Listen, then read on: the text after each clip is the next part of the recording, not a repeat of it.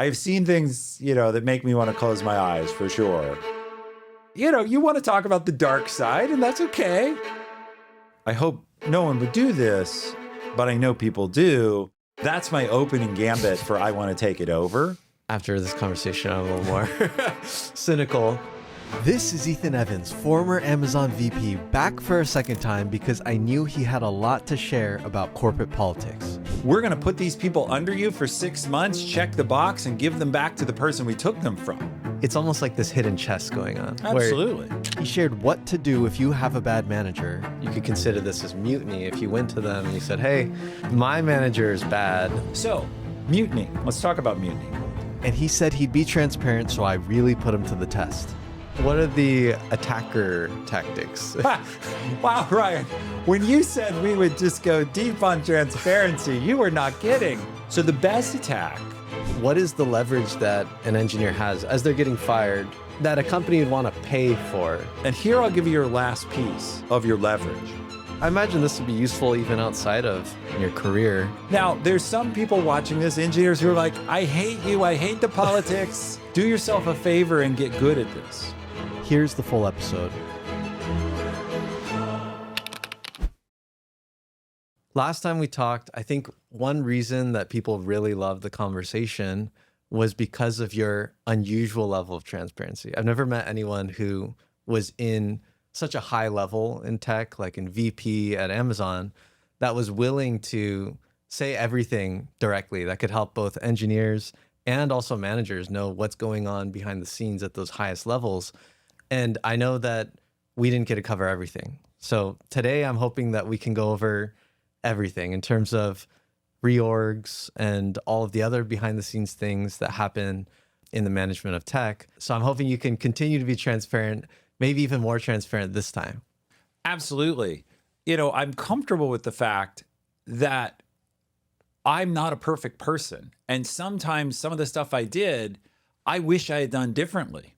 So I can share what I did and what I saw others do because I'm comfortable with that. And frankly, I'm retired. So I'm immune. There's no boss over me who's going to be like, you said what? You told Ryan what? I'm free from that.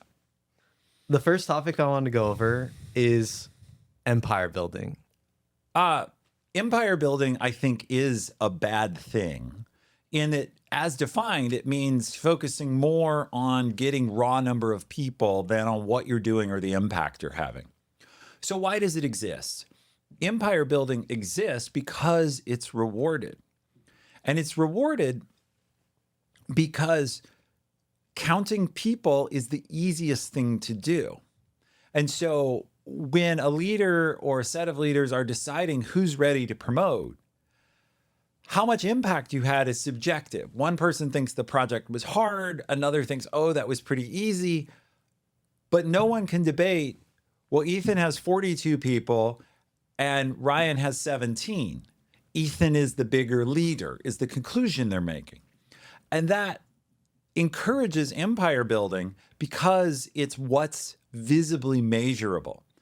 And so what I've found is that drives leaders to want more people because that's going to be their tool. And some companies absolutely have written thresholds of to be eligible for this promotion, you have to have this many people. So of course, if you give high performers a goal, they're going to figure out a way to hit that goal. And if that requires claiming they need people or seeking to take over other groups, they're ambitious. They're going to find a way to rationalize that to themselves. I need those people.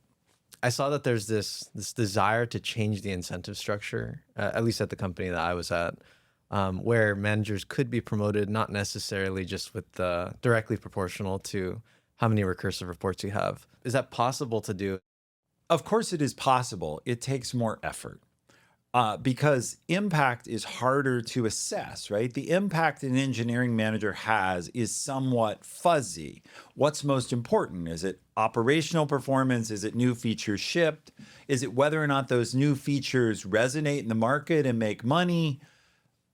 And you end up with difficulties like maybe my product directly generates money. Whatever I'm doing gets directly sold and customers pay for it. And what you're doing is infrastructure.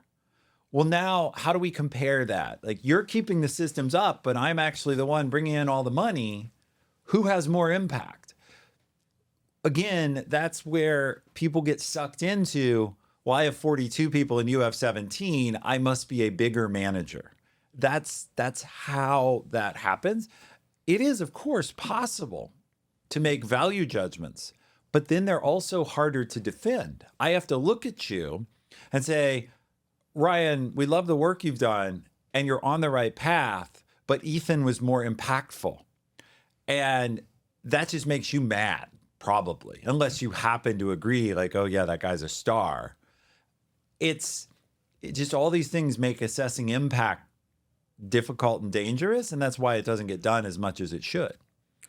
You mentioned the written thresholds for promotion, and since you were VP at Amazon, I know it's been some time, but off the top of your head, do you remember the rough written thresholds for how many reports you would need to be considered for senior management, director, and VP? So interestingly, those thresholds did not exist while I was there. And they existed in whisper numbers, but they were not written down. They came about after I left, and people I was coaching still at Amazon or talking to told me very clearly that the number that got established to become a director in some orgs was 80 people and in some was 90. So I became a director in the early days of the company with 22 people because it was different times and the company was smaller. And that crept up and up until when I was at the end of my career, we did have like a sense that the company wanted us to look for people with about 75 or 80 people. But it got written down as 90, at least in some organizations. And the thing that's funny about that is one of the Amazon leadership principles says there's no bonus for additional headcount.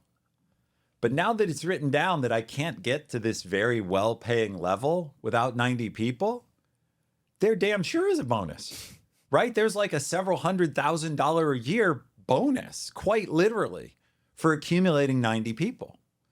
And I've talked to leaders who their boss trying to get them across the threshold was like, we're going to put these people under you for 6 months, check the box, and give them back to the person we took them from. Because that's the game they have to play if they want to, you know, reward a person in their team. And of course, that's insanity, where we're moving people around and changing their lives just to hit a number. But if you did that, let's say I'm a VP and I have a very loud director or very loud senior manager who wants to become a director. And so I got, okay, to retain them, I'm going to give them some reports from over here, and now they're going to be eligible for director. After they get promoted, though, they need to sustain those reports to sustain that position, right? Like, you couldn't just move them back. And... I mean, you can. Again, it depends on the company, but you can play all sorts of shell games where, for example, at Amazon, if you drop below the number of reports, there's like a grace period, 6 months, 9 months, where if you can tell a story about how they're going to get back to that level or how future growth, it's okay if they're below it temporarily. The other thing is no company I know of really systematically down levels people. What they would do is they'd say, okay, well, Ryan, you're a director. Your team is no longer director scope. You're going to have to find a director level role. And so then it's up to me if I can do that in my org or I move you, but I've still achieved the goal for you. And you absolutely see, I have seen, not just in Amazon, but other places, when headcount is the main issue, I've seen things moved around. And I certainly, when people normally come to me, it's with the complaint. My boss actually told me that he's putting me under my peers so that my peers' team will look better. So the reason I'm being reorged under this other person is not for any business reason, but because they don't have the scope to get the promotion. And so I need to go be their scope. That's what I'm being told. When I was an engineer and reorgs were happening, I think you don't know all the behind the scenes of how orgs are managed. And so you're told there's a certain reason for the reorg. However, and which may be true, but there may be a secondary, an ulterior motive of this person also needs to get promoted. Do you ever have a experience like that where you saw a reorg happening in another org? You didn't know the exact person who needs to get promoted or what, but you could just tell based on how it happened and what happened that, oh, there's something else going on behind the scenes. Yeah, and I would say there's always something else going on, meaning all managers know, all leaders know that too many reorgs cost you people, and so you don't want to do them too often. What that means, though, is like you wait as long as you can, and then when you need to do one, you're asking yourself, how do we get everything we want? How do we, if there's someone we don't like, how do we give them less so they'll move on? If there's someone that we really think is high performance, how do we set them up for success? How do we retain key people? And yes, hopefully the start of the reorg is how do we make the business better? But as soon as we figure out what we think we need to do for the business, then we're trying to figure out how much else, this ship is leaving the dock. How much else can we throw on the deck as it's pulling away that's going to help us? I'm just trying to figure out the exact mechanics, like maybe a past reorg that you've done where you tried to cram a bunch of different ulterior things into it. And how does that actually play out? Well, a couple things happen there. First, there are usually multiple people involved. And so sometimes you have to either get them on board with your second motive. You have to tell them like, yeah, I want to help this person get promoted as a part of this reorg, or I want to set them up. Are you supportive of that? Sometimes you have to tell a story like, no, I'm not doing that. It's really this reason. And so there is some cleverness to justifying, because even for a senior leader, usually a reorg is a big enough change that somebody will be auditing it, and you've got to be able to explain it to them. So you're coming up with your narrative. You're a storyteller, and you're coming up with your narrative about why this is the best possible reorg that rewards the deserving people and accomplishes the business goals. And if anybody is suffering, you've made sure that that's people that aren't the highest performers. So if anybody does leave, it's okay. And when I think about specific reorgs I've done, they're very much about retention. If you're making a change, you're very much thinking, people don't like change. Who is it I absolutely need to keep? And who is it, if they leave, I'll either be okay or even maybe happy? And I can't immediately think of a place where I personally put someone in a role where I'm like, and by putting them there, they'll quit. But I can absolutely think of the reverse, where people I really wanted to keep, maybe who I felt I was at risk at losing, I was using the reorg to give them something juicier. So then how does it usually get started? I mean, a reorg, let's say, yeah, what's the triggering condition? Well, usually the triggering condition is a change in the business. So something about the business has changed and the organization is not set up to address it. So it needs to take on a new market, or you've acquired a company and you need to blend them in, or you want to start a new project. That's the first reason for a reorg is change in the business. The second reason for a reorg is somebody else quit or got moved. So often reorgs come due to cascades. And many times, for example, several times in my career, my boss either left or was moved to another job. And so I had to go somewhere else. I could go up if they thought I was ready. I could go under somebody different, or they could choose to backfill, just leave that position open. But at least in my personal experience at Amazon, I never really saw the backfill happen. I always was moved under another leader. And several times, I'm pretty sure I was put under them to stretch them. When I ran the Prime Video team, my leader left, and I was reorged from being under an engineering VP to being placed under a business leader. And that business leader, who turned out to be one of my best managers ever, some of his first words to me were, I don't really want your team. I don't want to run engineering. I don't know anything about it. And of course, as an engineer, I'm like, uh-oh. But he was a good leader, and he said, we will figure it out. And we worked together and actually had a great run. But I had that happen a couple times where I was put under people, and they had never led engineering. And it's like, well, let's give them Ethan's team and let them figure out engineering, which could be really demoralizing, right? Like, okay, here's the person who's not technical, and I'm their guinea pig. In conducting a reorg, you mentioned that you're the storyteller and you're building a narrative. And you said in some cases you'd be direct and you'd say, we're trying to retain this person, so we're going to move things around.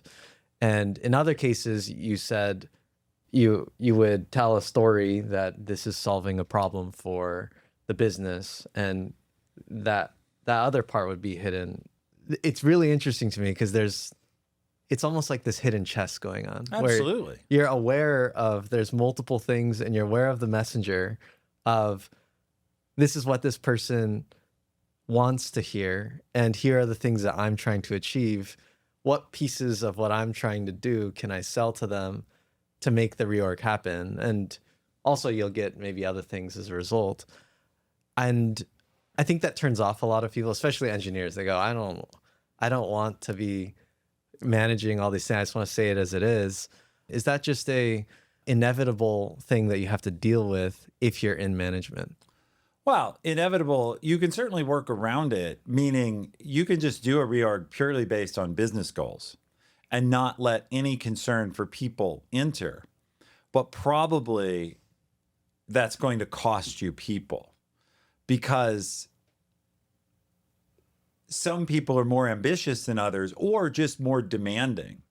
And there is some truth to the old saying, the squeaky wheel gets the grease. This is another harsh truth people don't like. Sometimes, let's say two people perform roughly equally, but one of them has made really clear that they're thinking about leaving. Well, a lot of managers will ask themselves, Ryan's this great guy, always sticks with us. He'll wait another 6 months, and I can use those 6 months to save this other guy who's also valuable.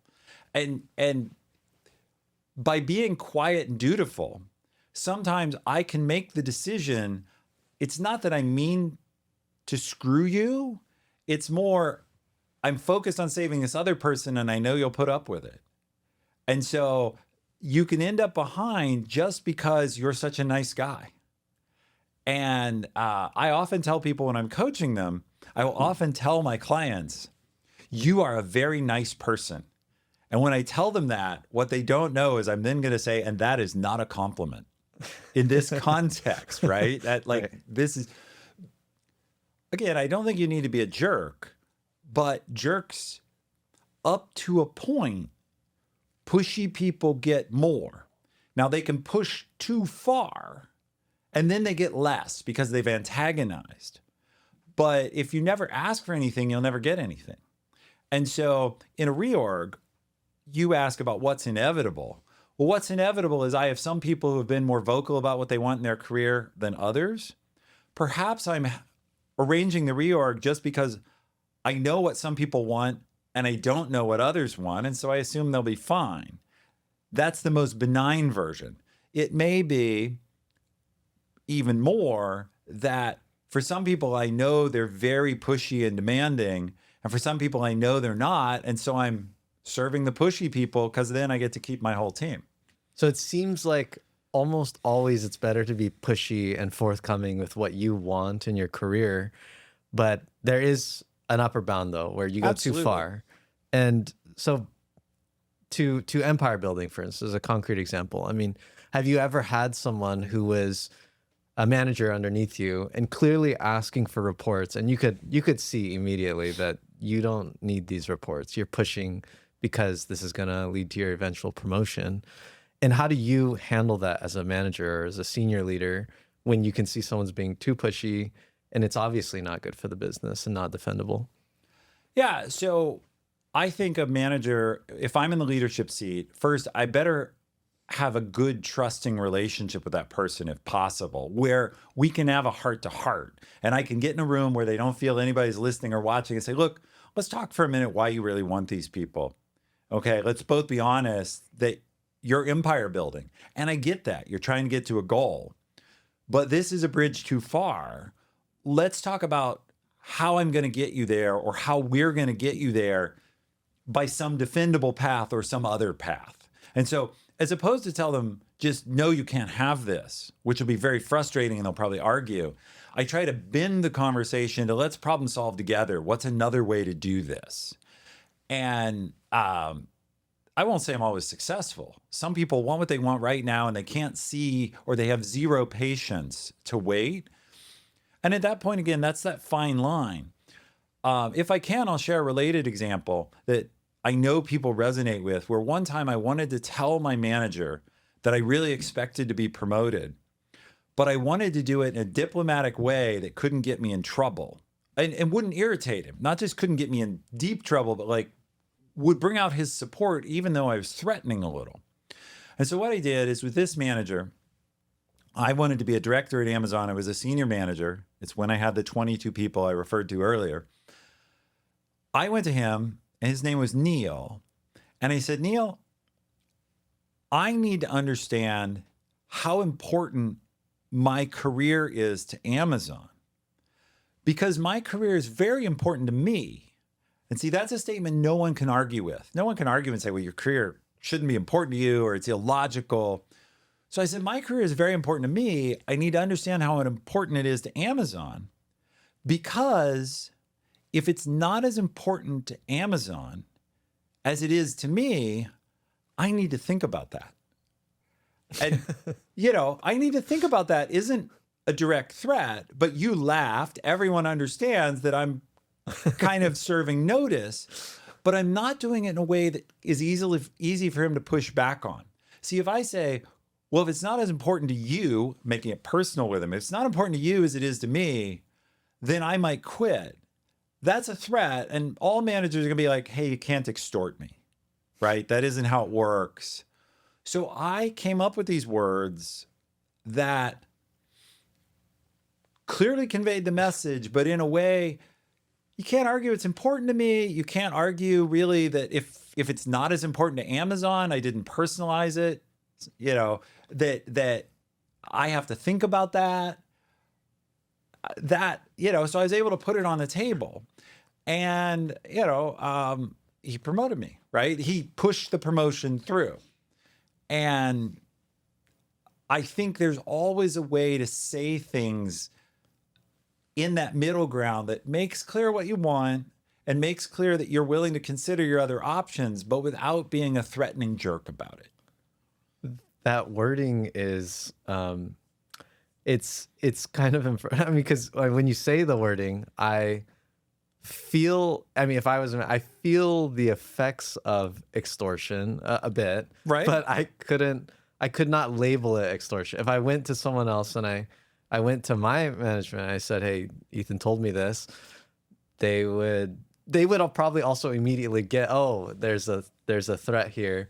But I don't think anyone in any room would say this guy's being mean with it, or we need to get rid of him. They'd say that's a well done way to present yourself. Right. That's bold. He's clear on what he wants. And that's, one of the advantages, do find a place where you fit.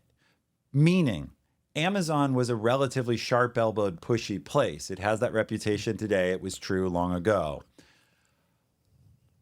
You have to tune your message to the workplace that you're in. That message would be offensive in some workplaces. And it was totally not offensive at Amazon, because there were people sort of pounding the table of, I need to move up now. And, so part of it's just finding the place where you look like a wonderful, sweet person in the mix.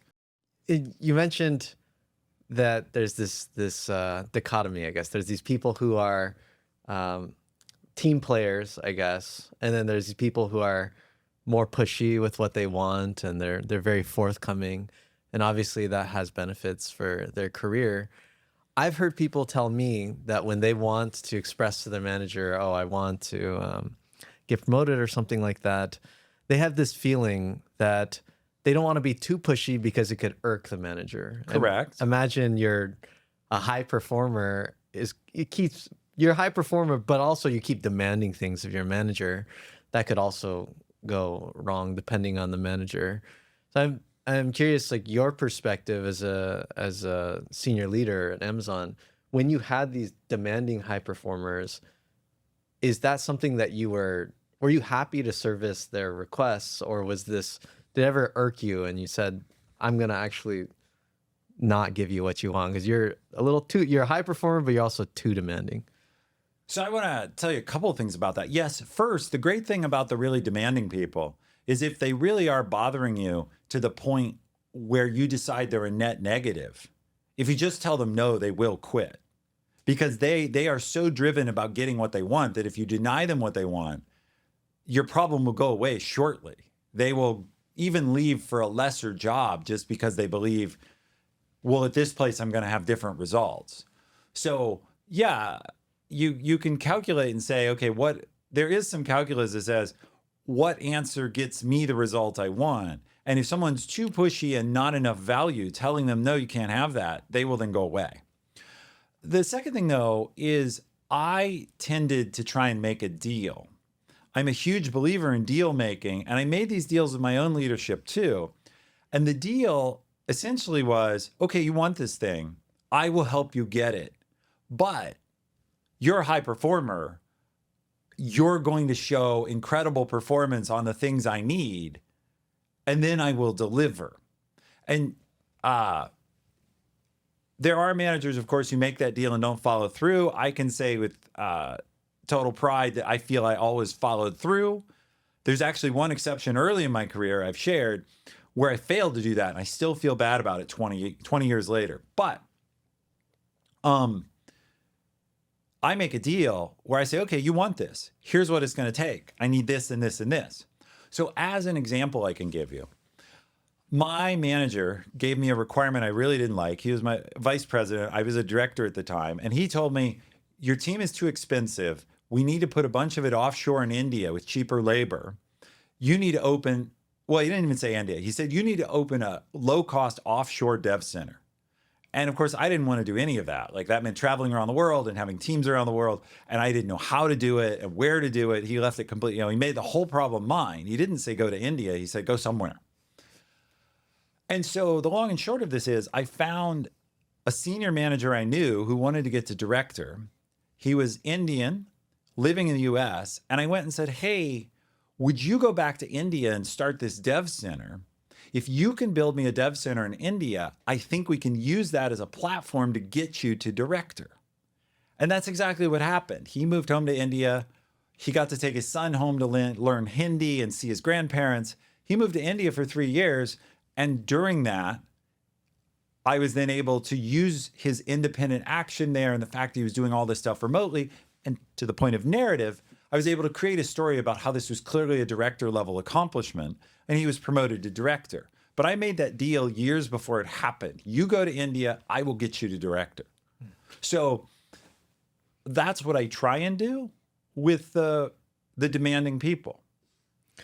Well, I can imagine also a lot of things could change over the course of a few years. Maybe you're at a different org and you had that guy went to India and then he's no longer reporting to you 2 years later and you can't deliver on that. But I mean, you can't make decisions based off that. No, if I had been reorged or fired, it depends. Right. Right. Like there are things that could have happened where I would have had to say to him, look, I'll do what I can to support you from the new role, but it isn't, I didn't do what I was saying. It's that I no longer have the power to. And I could feel all right about that. I can't immediately think of a circumstance where that happened to me, where I wasn't able to follow through for someone. But I can see where that would happen. The good news is most leaders are professionals in that they can see the difference between you didn't come through and, shit happened. Those are two different categories.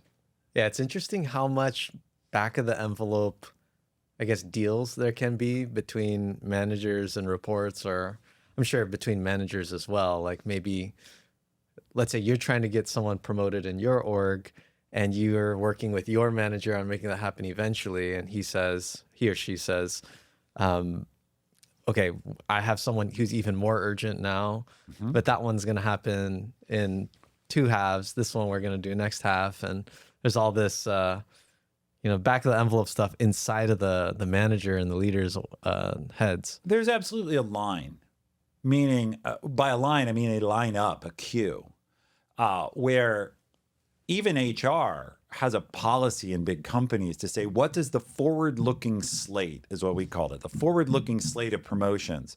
And they would track and say, by halves, who's in 6 months, 12 months, 18 months, maybe as far as 24. And you could list different names. And so there was a sense of like, whose turn is it? We're going to do, not that there was in my time a quota. I understand, for example, at Google today, talking to someone I coach there, there's a strict quota. Like this quarter or this half, 2 people can get from LA to L9 in this org. And, the guy I was coaching is like, I think I'm number 4. I'm not going to make it. And again, that can be toxic a little bit, but people understand the idea of there's a line. And so absolutely you have those discussions. Now, again, for early in your career, there's usually no quota to go from like entry-level college engineer, whatever that's called, where you're at, to sort of regular, engineer, maybe even to senior engineer. Things get to have more of this quota system when the positions are rare and expensive. And there is a question, how many staff or principal engineers does this company need? How many distinguished engineers does it need? By the way, those positions cost $1 million a piece, so we don't just want to hand them out like popcorn. So you mentioned when we were talking about empire building, there's this notion that managers' career progression is tied to the number of their recursive reports. And so on the one hand, there's an incentive for managers to say, I want more new headcount, but I could also see there being cases where managers want existing headcount. So maybe someone underneath you is vying to take reports from someone else and basically steal scope for their own promotion. And since you were such a senior leader at Amazon, I'm curious, how did you handle cases where you noticed somewhere in your org, someone is trying to steal scope from someone else in your org? So first I would say this has become more common as growth has slowed. In other words, when a company is growing very quickly, as Amazon was through much of my tenure there, you see less of this because it's easier to go get new people than it is to fight with someone. And it causes less bad blood. Not that I never saw that, but now that companies aren't growing, if you look at the Magnificent Seven or however you look at them, most of them are flat headcount, couple exceptions. There's a lot more of this, what I would call cannibalism. Since I can't go out and get new, I'm going to have to eat what's here, and that's very cannibalistic. You see a lot of maneuvering for that. How did I deal with it? You can't allow people on your team to go rogue and be pirates in your own organization, like capture somebody else's ship and, kill the captain, sail away, because of what it's going to do to your org. You're no longer in charge then, they're in charge, right? They're raiding and pillaging and you seem clueless. So you can't allow that. But what you then have to do is either find them a path, convince them to wait, or frankly, if they turn too septic, they become your answer, meaning they're going to leave or you get them to leave and you give their team away. So if it really is cannibalistic, what happens is if they don't pull off, it's like any coup attempt, I guess, in like politics. If you attempt a coup and you win, you get to be president or, whatever. And if you fail, you get hung or shot. And so this is a little bit, it's not quite that bloody, but one thing that holds back the worst behavior is people do realize if I get caught being too obviously self-serving, it's going to burn me here. And so they usually are pretty careful. But do they want it? Sure. People all the time are asking, could I take over this? Could I take over that? What I encourage people to do is I tell them, look, you never know when a reorg's coming. You never know when somebody's going to quit or get fired or laid off. So talk to your manager and say, hey, if we have an org change and there's an opening, I just want you to know I'm ready to step up. I'm interested and I will stand by you. This is one thing people want to know in a reorg is reorgs shake the ship. And so some people are like, oh, this company's going down or it's not stable. I'm going to quit if I can. If you tell your manager, what they don't want to do is put someone in a role who's then going to leave. And so you tell them, look, I'm actually looking to stay. So when you need a stable leader, think of me. And then when that opening comes up, they're like, oh, right, Ryan said he'd stay. Perfect. Ryan just became most qualified, not because he's best, but because he's most reliable. Right. I see. And that is best in my situation. So that's what you just recommended there to me almost sounds like a better narrative for asking for scope. So of course. Yeah. I mean, rather than saying, give me this person, this, you can say, I want what's best for the org. And if I need to step up, I'm here, but without being the pirate, and you might actually get what you want. Absolutely. And that other piece of the messaging you stumbled on is really important, which is, of course, we know you want this so that your org is bigger and so that you have career growth. But there's a polite fiction that can be true, which is I also want what is best for the org. In other words, I understand that my best path up is to do things that are valuable to you and to the organization. And if I tell you, look, when a reorg happens, doesn't matter what the team is, if you have a need, I'll be there for you. That sounds very selfless and org-centric, even though the underlying message could be phrased as, I don't really care which team's available. I just want more scope. I'll take whatever you have. But the way I phrased it sounds so much better because one sounds like the pirate ship and the other one sounds like the selfless servant, but they're both really, hey, whatever's available, I'll take it. That phrase you said, the polite fiction, I feel like that's the thing that, and I could feel as while we're talking about it too, it's like, if it feels weird, it feels uncomfortable, it feels conniving almost, because you secretly you have this, and also everyone else knows you have this, but you say this, but I mean both can be true. That's the thing. That's the key is it can be conniving, but it doesn't have to be. They can be honest. I can go to my manager and say, look, I want to grow and I will do whatever you need in order to grow. Like whatever's available, I will take it and do my utter best on it. And that can be both things. One story, when I was a director working my way towards a VP, I once again had been put under a VP who had no other engineering leaders. But then they kept giving him more engineering stuff. And I was the first and I built trust with him. And he just automatically came to me with everything. And like, well, they handed me this. Can you take it? And at one point I was managing, I think, 8 different functions.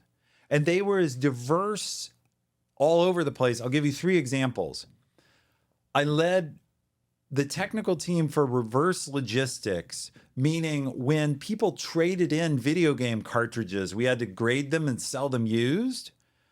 I was an advisor to the team that was grading returned video games or used video games. I was selling new video games, like software downloads, video game downloads. And then I was starting to build Amazon's App Store.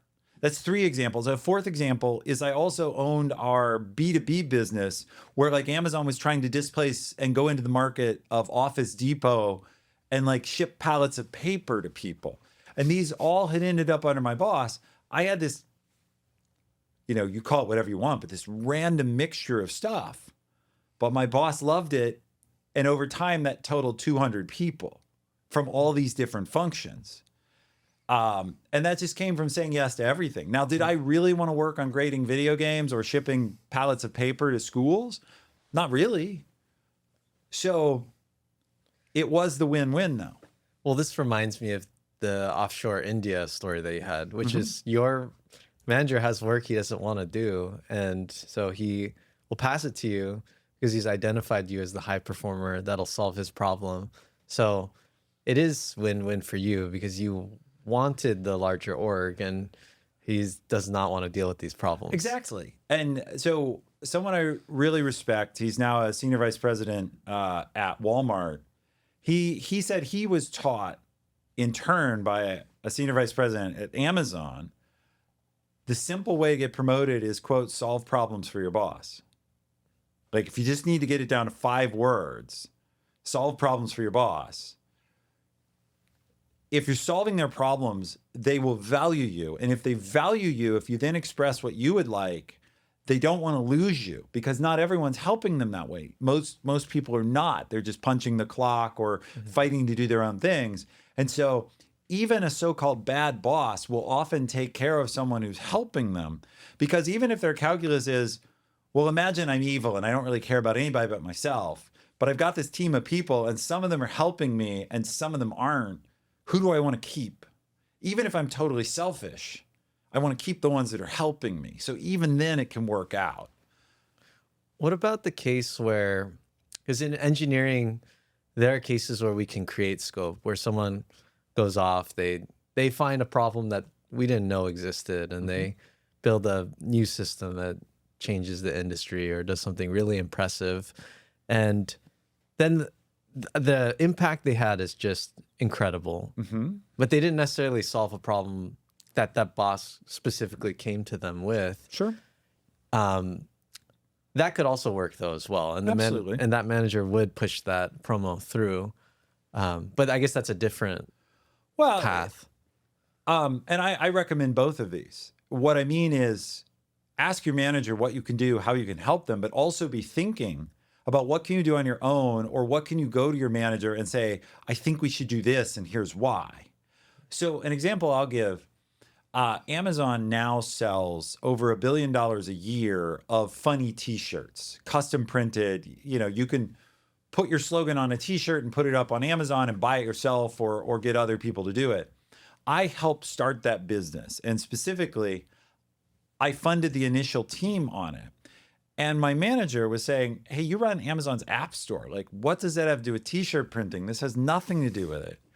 Why are you doing this? And I said, well, I think there's a big business here, but I need 10 people and I have 800.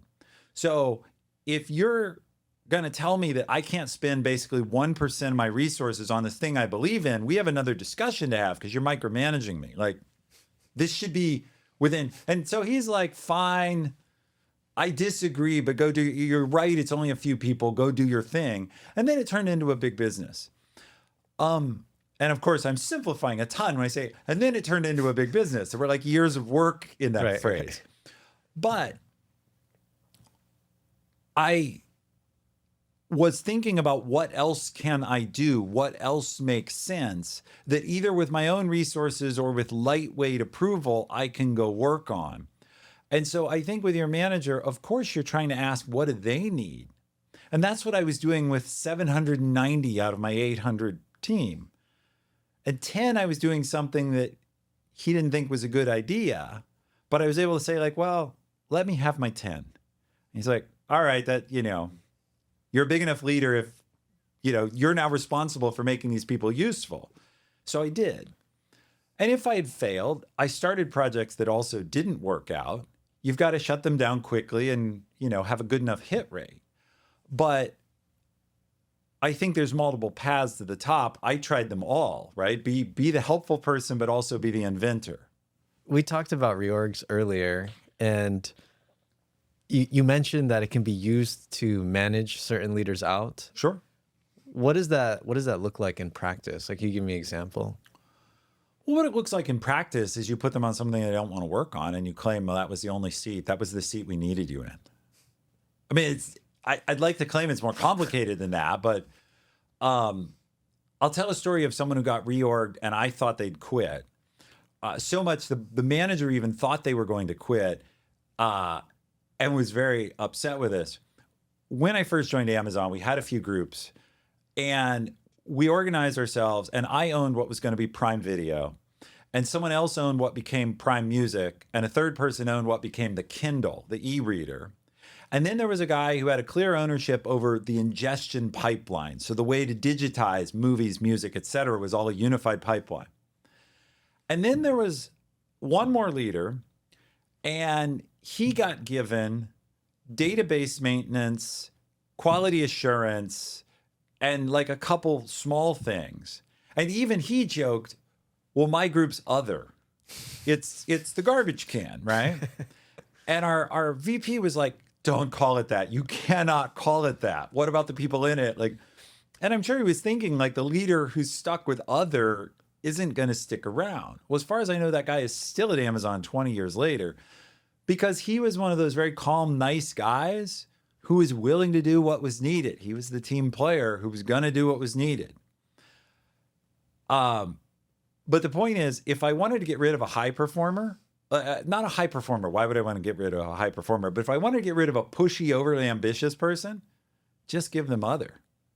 Like 6 weeks later, that's a vacancy. I can open the role right now, right? Because like I'm a bit of a confrontational person. So when I needed to fire someone, I tended to just go straight at it. But this putting someone in a seat they don't like is classic. And there's even this is a widely understood, this isn't an Amazon thing. If you go to Japanese culture, completely other country, there's this concept called a window seat. I don't know if you ever heard of this. So in Japanese culture, which is very collectivist, and I'm not an expert, so maybe someone from Japan will say this isn't true, but I don't think so. You want to be in the center of the building. Even though window seats are very desirable in American culture, you want to be in the middle of things there. You want to be close to the CEO and close to the action. So actually being on a window means you're not that important. And so ironically, what we would think of as great, being given a corner office, in Japan is a signal of you've been moved as far from what's happening as possible. You've been exiled to the land of irrelevance, where you don't even have coworkers on one side, you have glass. And that would be a way to signal to somebody like your career here is now over, you're in a window seat. So this idea isn't I don't think it's, some people would think, oh, well, that's only Amazon because they have a history of being combative. I don't think that's true. I think this idea is well known. You mentioned that one guy who gets other, or the garbage can. He's the nicest guy, or he's the team player and this and that. And I guess I see the incentive structure that makes it that nice guy gets garbage can. But why? I don't know. Some part of me is wishing the world wasn't that way. Sure. Is it possible to build an org where if you're nice and you wait your turn, because you could choose as the VP, you could say, I'm gonna reward the nice people that don't pressure. You can to some degree. First, note that the org I described, where I had all those random things, was also the garbage can. So I built the garbage can kind of opting into it. Like, I will take all of your junk, and that is my role. Right. He was not doing that in the same way, but there was some of that. The problem with only rewarding the nice guys is, number one, sometimes the nice folks don't actually want more. In other words, ambition tends to come out. And if people are really ambitious, they do usually end up, not always, but they usually end up more vocal. Second, though, I have the problem that I do have all these vocal people, and what they're going to do usually is not become less vocal just because I have an example of play nice and you'll move up. They're going to look for where can I go that's going to reward me right away.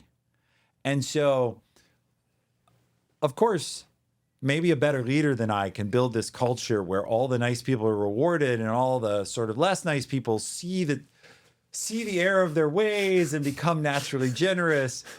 But that isn't human nature. And so I think there is some balancing.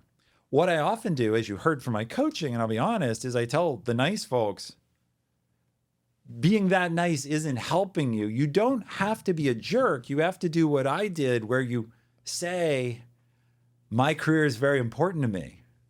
It's okay. It's okay to have, where people fall down is they come, particularly in tech, from non-US cultures that are collectivist or have different mores, and where asking for what you want or speaking up culturally doesn't fit. I see this a lot, particularly with women from Asia, different parts of Asia. At home, they're expected culturally to take one role, which is often more family-oriented and supporting of parents and grandparents and so on. But then to get ahead in work, they need to be a little bit more outspoken, and it's a big contrast. I would just say it's okay to ask for what you want. That isn't wrong. And managers, even good managers, they're not in the business of guessing. If you've never told me what you want, sure, in theory, I should ask you, but I'm very busy. And so sometimes I get around to that and sometimes I don't. Meanwhile, this other person, every 3 days is knocking on my door. I'm super clear on what they want. When it comes to engineers, there's one layer to think of. And so if someone's low performing, there may be your peer.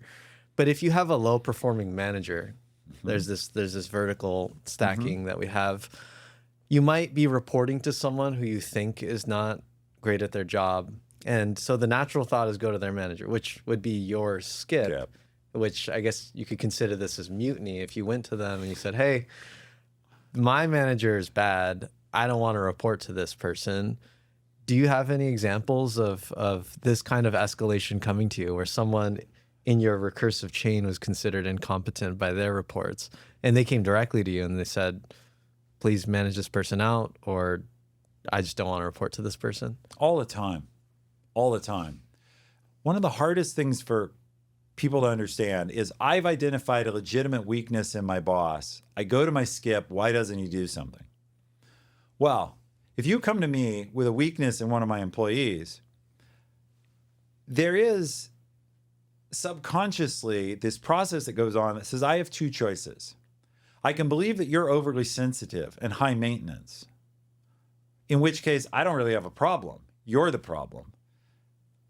And, you're 2 levels down from me. So if you quit, the manager has to do the backfill.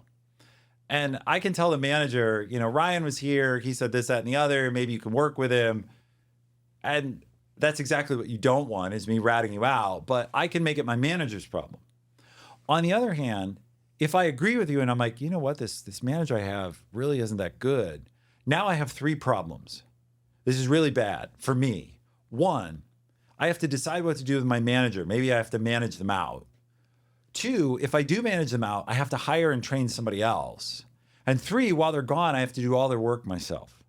So you can see why, even if it's subconscious, I have a lot of reasons not to listen or not to believe very easily. So mutiny, let's talk about mutiny. If you want to see it as a mutiny, we've talked about pirates already. Never mutiny alone. If you want that to work, if you really want to say this manager's bad and we have a problem, take 2 or 3 people or send 2 or 3 people in sequence. Find some of your coworkers who are willing to speak up, because I will give you an example. It really bothers me. I had a leader who was treating the women on his team like crap. Now, he wasn't doing that in front of me, but it turns out it was true. Well, it took a long time for the different rumors to bubble up to me enough to where I'm like, I'm hearing bad things. And then I went and talked to several of the women and I'm like, so in working with this person, I'm hearing, and they're like, oh yeah. Well, then I was like, oh, okay, I've been blind to a problem. I need to act on it. Had any one of them come to me early and said, this person's a problem, they're doing this, that, and the other, I probably wouldn't have listened, because it was a lone report. But when several of those reports came up, then I'm like, oh shit, I've been missing something. So if you want to hold a mutiny, go together, right? Like even if it's Zelda, like it's dangerous to go alone. Take other people. I see. Okay, so if let's say there's a high performing IC Yeah. who is reporting to a manager, and let's say the fact is that that manager has some shortcomings yeah. in their abilities. You would say, don't go immediately to the skip. First, build allies with some of the other people and say, hey, are you also seeing this with this person? And if you can, yeah, you want to talk to them and say, hey, do you see what I see? Well, one thing is that's a way to sanity check. I'm really struggling with our boss in this area. Are you having that problem?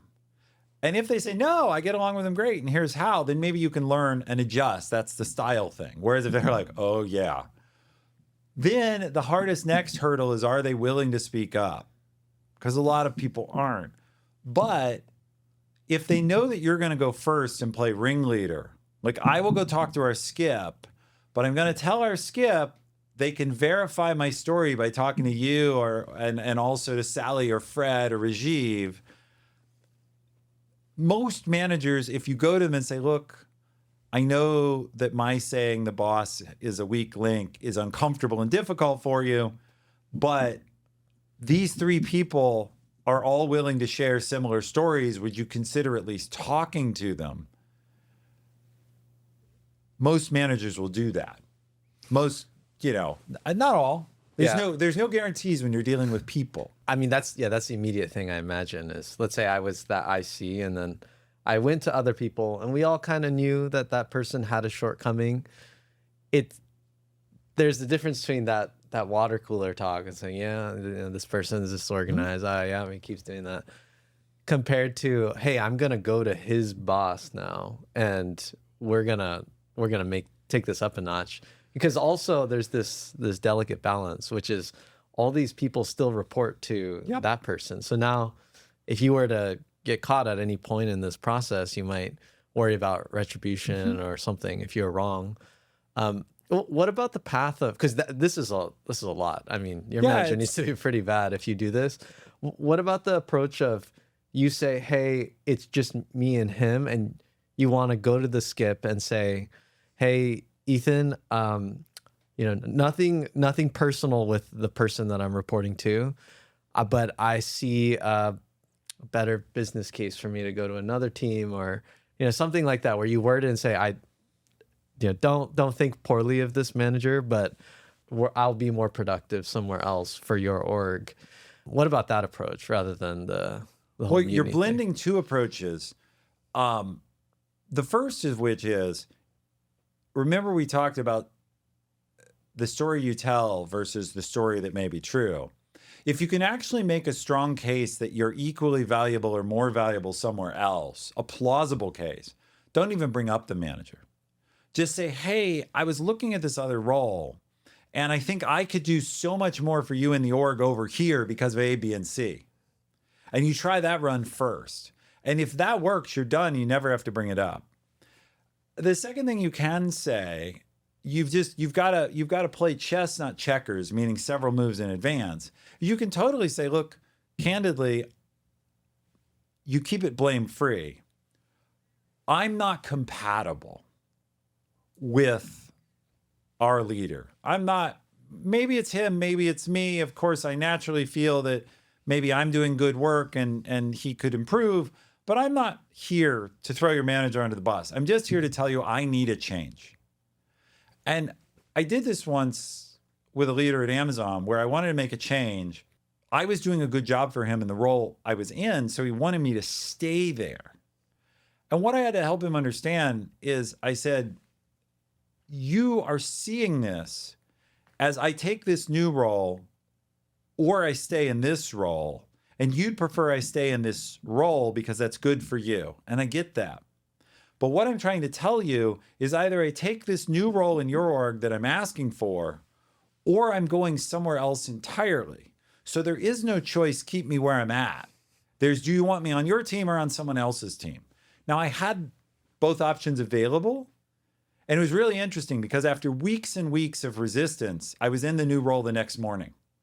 Like once he got the clarity of, oh, I thought I had a choice between you stay in the role I want you in and you go to the role I don't really want you in. But the choice I actually have is I keep you in my team or I lose you. It was totally different the next morning. But how did you word that in a way where that person you're reporting to did not feel upset that you kind of subverted their power and forced their hand? That's a good question. And so I can exemplify that. I framed it in terms of what they would do. This person was a vice president. At that point, I was a vice president reporting to them. So I was like a smaller vice president, whatever, lower in level. And I had gotten a job offer from a senior vice president in a different organization. That was my other job. So I went to him and I said, I have an offer from this SVP. Now, you know that if I give my word to that guy, I have to go. Like, that's what you would do. If I give my word, it's over. You know I really want this other role. I have to give this guy an answer. You've told me no on this other role several times. What do you want me to do? Bam, the door, like, because once he understood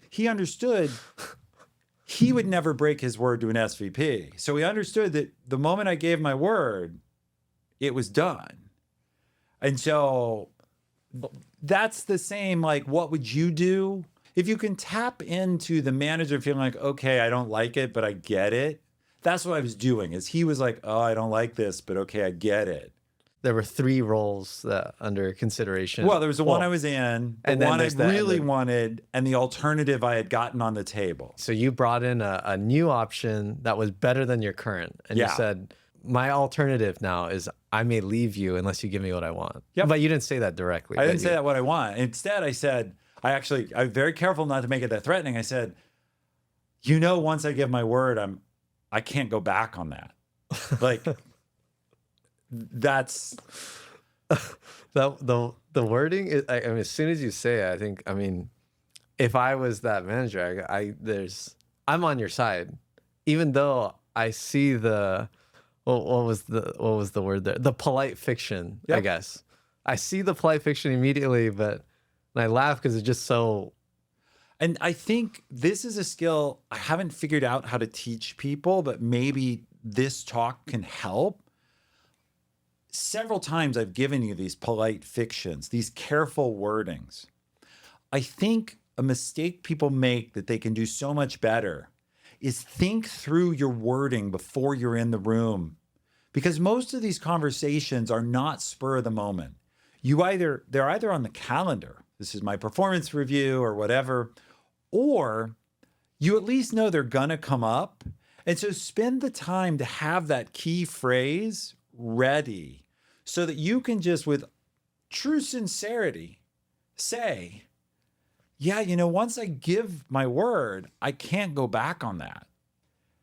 And I deliver that, I look like I did mean it. In no way was I lying. Right, but at the same time, I deliver it like I'm an angel just fallen from heaven, you know, poor innocent victim. Right. Both are true. And when I put the screws to that other boss long ago and said, well, I'm going to have to consider, if my career is not as important to Amazon as it is to me, I'm going to have to think about that. Again, I said that with a warm smile, like, hey, of course I'm going to have to think about that. And I just look like the kitten, you know, the anime kitten with the giant eyes. Well, body language matters, because if I say that to you, see, I can say that differently. I can say, well, Ryan, you know, if my career is not as important to Amazon as it is to me, I'm going to have to think about that. Then you're like, well, screw you. Right. Whereas if I say, well, of course, I'm going to have to think about what that means for me. Totally different delivery, same lines, same words. Now, there's some people watching this, engineers, who are like, I hate you. I hate the politics. I hear you, but this is human nature and human interaction. You're dealing with other humans, and their emotions are at play, and their defensiveness and their own stress. Do yourself a favor and get good at this. Well, and yeah, and to me, that is clearly your superpower. I mean, I can imagine so many other people in these situations not getting the outcomes they want because they word it slightly differently, and it doesn't come off, you know, the way they say it, and kind of the interplay about what that person wants, and, you know, the things that you could say. And how do you do that? Like, if we were to try to reverse engineer, like, coming up with those polite fictions so that people can get more of what they want out of their careers. I imagine this would be useful even outside of your career. It's all through your life. Yeah, all throughout your life. It's all any negotiation, any deal making. I call it, I've tried to reverse engineer it, and we'll do some more right here, right now. I call it being interpersonally warm. So being friendly, smiling, not getting agitated, while being professionally firm. Saying what I need to about what I really want, but in a way where I don't bring anger or you versus me into it as much as I can. And so there are some key phrases. A great phrase is help, right? How can you help me? I want to get to the next level. How can you help me? Because everyone loves to think of themselves as helpful. And so if I ask you for help, that's just as opposed to I ask, what are you going to do for me? It's that sort of phrasing. So part of it is the attitude. I read a book I really love. I can share the book. It's called Leadership and Self-Deception. And it's written by some research institute called the 𝗪𝗵𝗲𝗀𝘀𝘀 Institute. But what makes this book so interesting, and what it taught me, is don't see the other person as an obstacle to what you want. See them as a human being trying to do the best they can in their situation, who has all kinds of problems. And what makes a huge difference here is when I start seeing my boss, who I want something from, not as, well, this person controls my pay or my promotion and I have to yank it out of them. That's seeing them as a thing. They're an obstacle, like a barrier across the road. If I see them as a human trying to get by, then I can emote to them and say, look, here's what I need. What do you need so we can make this work? I want to help you because I want your help. And that's an honest offer most people can understand. And so it comes from that, how do I see them? I think there's a huge thing is we objectify others. This happens anytime you're working with another team. As an engineer, you do this all the time. I just need them to do this thing. How can I, your thought is, how can I get them to do this thing? That's making them an object. I need to give you the right inputs and yank on the right levers so that the right thing comes out. I'm treating them like an API. I make the right call, I get the right result. What you want to do is treat them like a person and say, look, I know you have a busy roadmap and I understand you have a lot of pressures, but I do need this. So what can we do together? How can I help you so that you can make the time or let me make this change myself? And the key is, once people feel like you're caring about them as a person, they usually respond that way. Now, nothing works 100% of the time.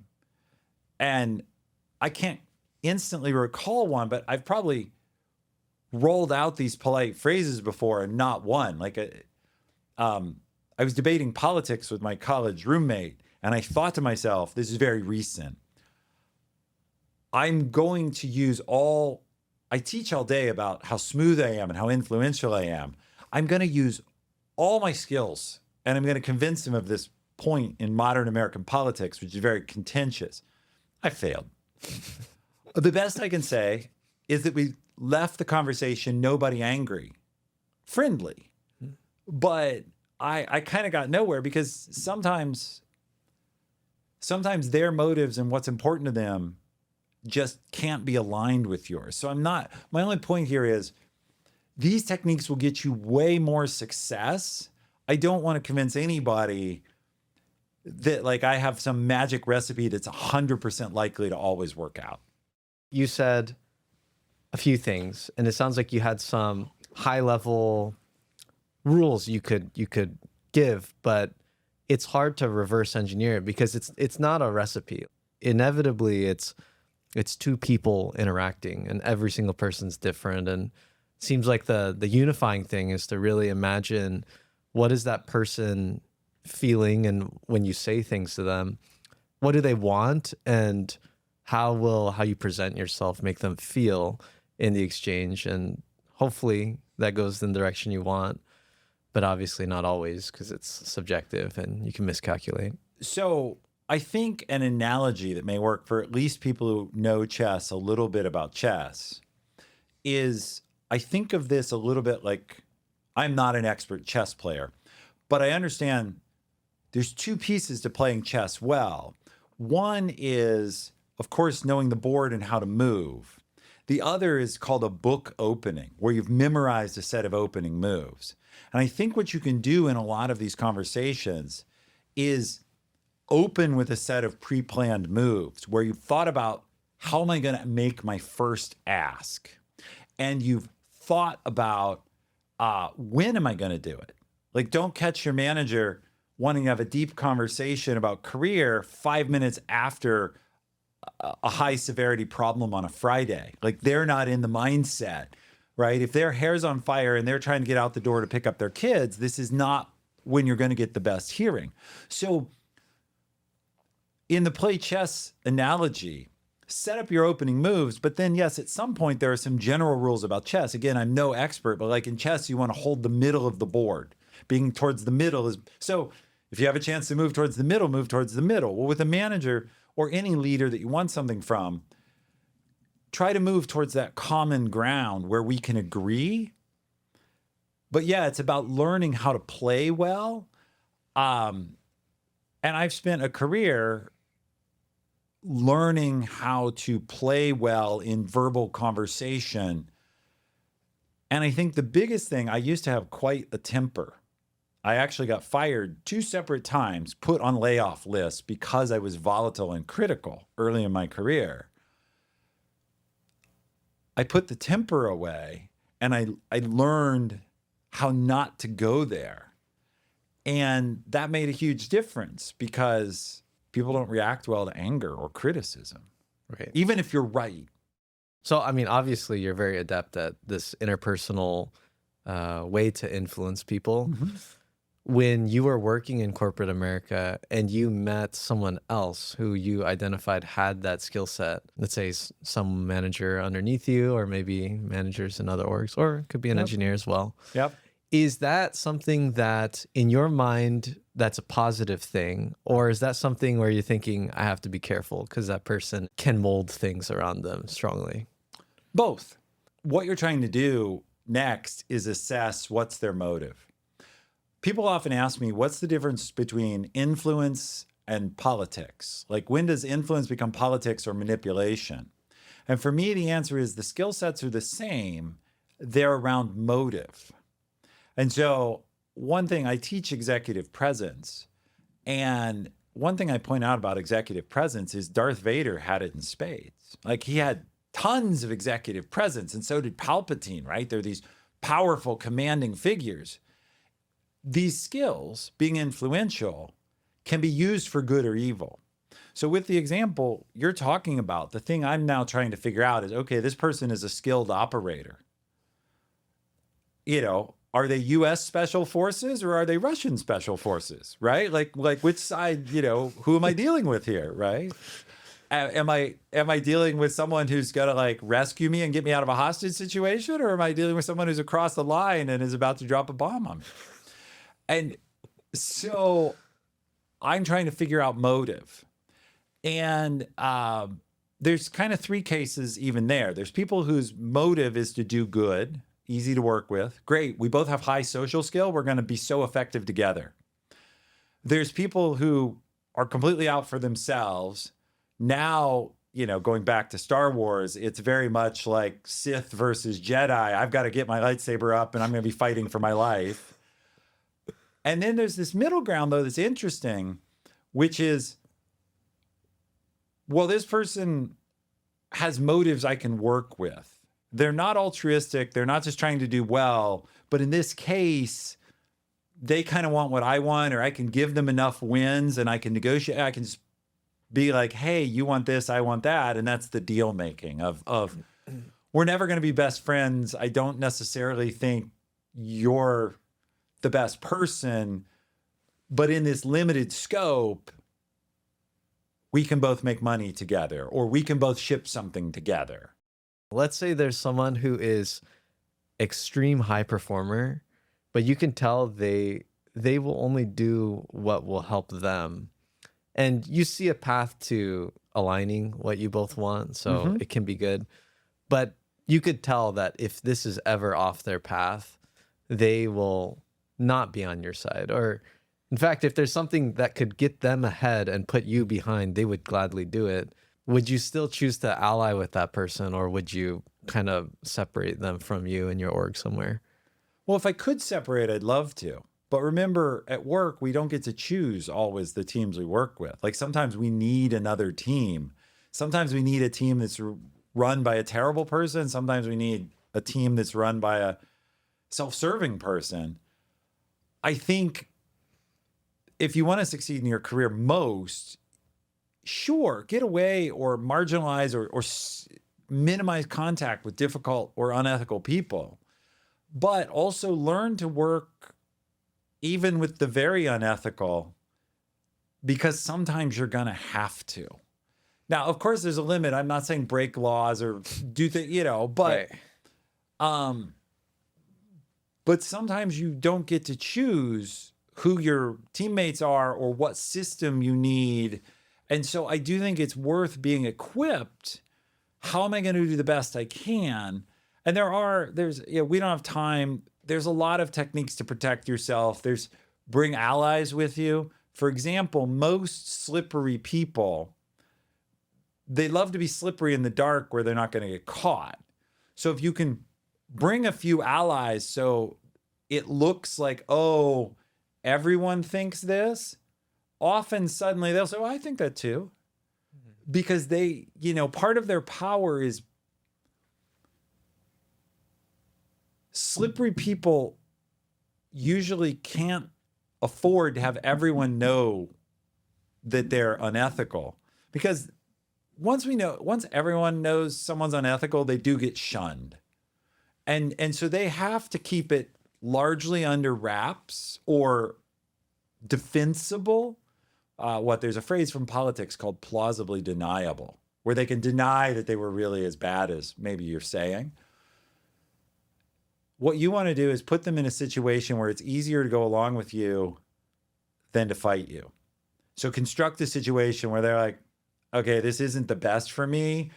Like, I'd rather stab Ethan in the back, but boy, there's a lot of witnesses, right? And it's unfortunate, again, I know many engineers will be frustrated. Why do I have to do all this crap? Can't I just do good work? Why? Sorry, humanity. Going back, by the way, read any, ancient text of philosophy or religion. Humans haven't changed. They've been mean to each other since the first ape clubbed the other ape. This doesn't change. So I'm sorry that it frustrates you, but you're going to have to do it. So it sounds like the best way to prevent yourself from backstabbing is to have a really strong, I guess, soft power in your org, where there are people who will defend you, or just the setup is that you would be too powerful for them to come after you. Not worth it. Not worth it. Right? It's like all the animals in the animal kingdom, like a porcupine. All right? Plenty of animals can eat a porcupine if they're willing to get a mouthful of quills, but it's not worth it. Like, and I'm sure there are many other examples, but you want to be not worth it. It's just easier. Because remember, this is important. Other than cartoons like a Darth Vader, people don't wake up in the morning. That slippery person does not wake up in the morning and say, I'm an evil jerk, and that's all I ever want to be. Their self-narrative is more like, I'm doing what I need to. I'm practical. Other people are wishy-washy and have all these optimistic things. I'm practical. And some people get upset that I'm so practical. Well, that's not my fault. That's what they're telling themselves. And so what you want to do is help them with their narrative and say, you know what? You're right. You're very practical. And in this situation, the practical thing is to go ahead and help me out, because I've got a lot of support, and, I'm a rising star, and you help me out and I'll remember.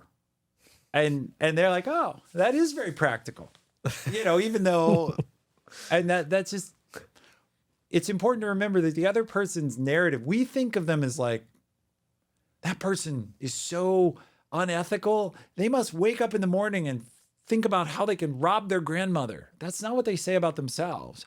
They say, you know, grandma's getting old and I need to manage her funds because she's not really up to it anymore. And she doesn't need all that anyway. Jeez. But that is what they tell themselves, right? It's not I'm a thief. What about, I mean, I think a lot of what we talked about is kind of implying within your org. Have you ever seen cases where other orgs were plotting to maybe take scope from your org or kind of, you know, battling between the orgs? Oh, geez. I've seen this all the time. And, you know, again, the narrative people are telling themselves is not usually, I'm going to pillage scope from that other org. It's, they know their own org and their own mission really well. So they have a really clear idea why having your scope would help them. Meanwhile, they don't know your mission and they don't know everything you're really doing. And so it's very easy for them to imagine that your org's not that important. A very smart engineering leader once said, respect between two engineering teams is inversely proportional to their distance. So the further apart they are, the more they belittle each other because they can't see the work. And you hear this all the time. Like I think of Amazon S3, right? This service that stores now hundreds of trillions of objects. I've heard it described as, well, it's just a big disk drive. So this is very belittling. Like of course, at some level, it is just a big storage system. That's true. But to boil it down, it's really just a big disk drive. It's so dismissive. And you see this all the time. And the closer you get to home, the more you've seen the work or worked with the people or seen the complexities and all the edge cases, you're like, oh, actually, that is very complicated. Well, I see this with orgs. Sure, there are some leaders who are just like, yeah, we should take that org because I want it. But a lot of times what they're doing is like, well, we can do so much more with it. Again, that internal narrative, very few humans wake up and say, I'm going to be evil today. What they do is they want something and they construct a line of logic, which we're very good at, about why that's actually a great thing anyway. And that's where you get the org versus org fights. Let's say I'm an engineering leader. How do I protect my org from other orgs? Well, first thing is you've got to get all, this is the skunk trick, I guess. We'll use animals here. The skunk trick is make yourself unattractive. So trick number one is list all the things that they don't know about that you have to maintain that are unsexy and they don't want, and have the customers for those show up and say how important they are. Oh yeah, well we actually run, you know, the Yugoslavian, Yugoslavia is not even a country anymore, but we'll use that. We run the Yugoslavian tax engine. And so, boy, we get a lot of tickets for that and it's going to have to be owned. So are you guys ready to take on that? That's one thing you could do. The other thing is, you want to make yourself thorny. Again, there is a little bit, who's the least attractive target?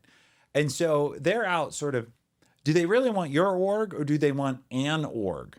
And so one of the ways to be thorny, honestly, is to overreact and attack back and just make yourself like, oh, ouch. They went public and volatile really soon. Maybe I'll go for a softer target. Now you have to be careful at how you do that, because if you behave in a way that makes it easy to discredit you, then you're an easier target. Oh, see, Ethan's not a very mature leader. We should definitely move that under me. I'll make sure we don't have this sort of unseemly behavior. That's weakening myself. But if I can immediately say counterattack and say, you know, it's really good that you're thinking about merging our orgs. Your org is going to be so great as a part of our org, and I promise I'll take care of you.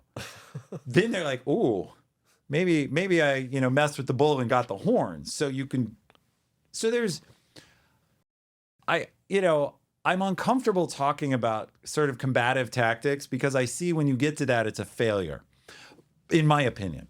But if someone's trying to maneuver and you don't want that, it's a matter of shining a light on it and sort of exposing their motives if you can, while making a strong case for why the work you do is very important. Now, where you're vulnerable is if your work is behind, if you have weaknesses, if your work is behind, if it's not making a lot of money, if it's performing poorly, those are hard cases to make. Whereas if you're on a strong platform of high performance, then you have a lot of arguments, hopefully, about don't distract us. Another great one is we know reorgs cause a 6-month hit in productivity. We're killing it on profitability, new customers, whatever is valuable. We should, we shouldn't even talk about this for 6 months. We need to hit these goals and get to year end. Because in 6 months, they'll have moved on. So one thing, that's another delaying tactic. And I hope what you're really getting from this answer is how quickly I'm coming up with here's 3 or 4 different things. You just have to look at the situation and say, how can I put this off, change it, scare them off, make myself unattractive, whatever I need to do. I'm just looking for what's, again, narrative. What's the best story? People love to think that facts make decisions. But what we know from psychology, people come to an emotional conclusion and then rationalize it. If I am a better storyteller, I give you that narrative that you're like, yeah, that sounds right. That feels emotionally where you wanted to go. And then you have a story. I've helped you wrap your own story around it.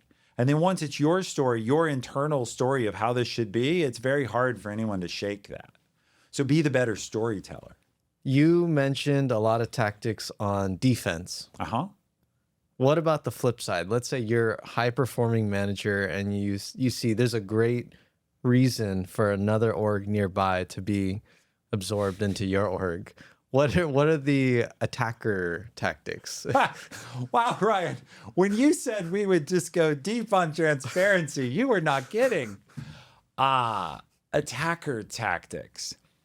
So the best attack, which I would argue isn't even necessarily an attack, but it has that effect, is a real story of how that's going to create more value.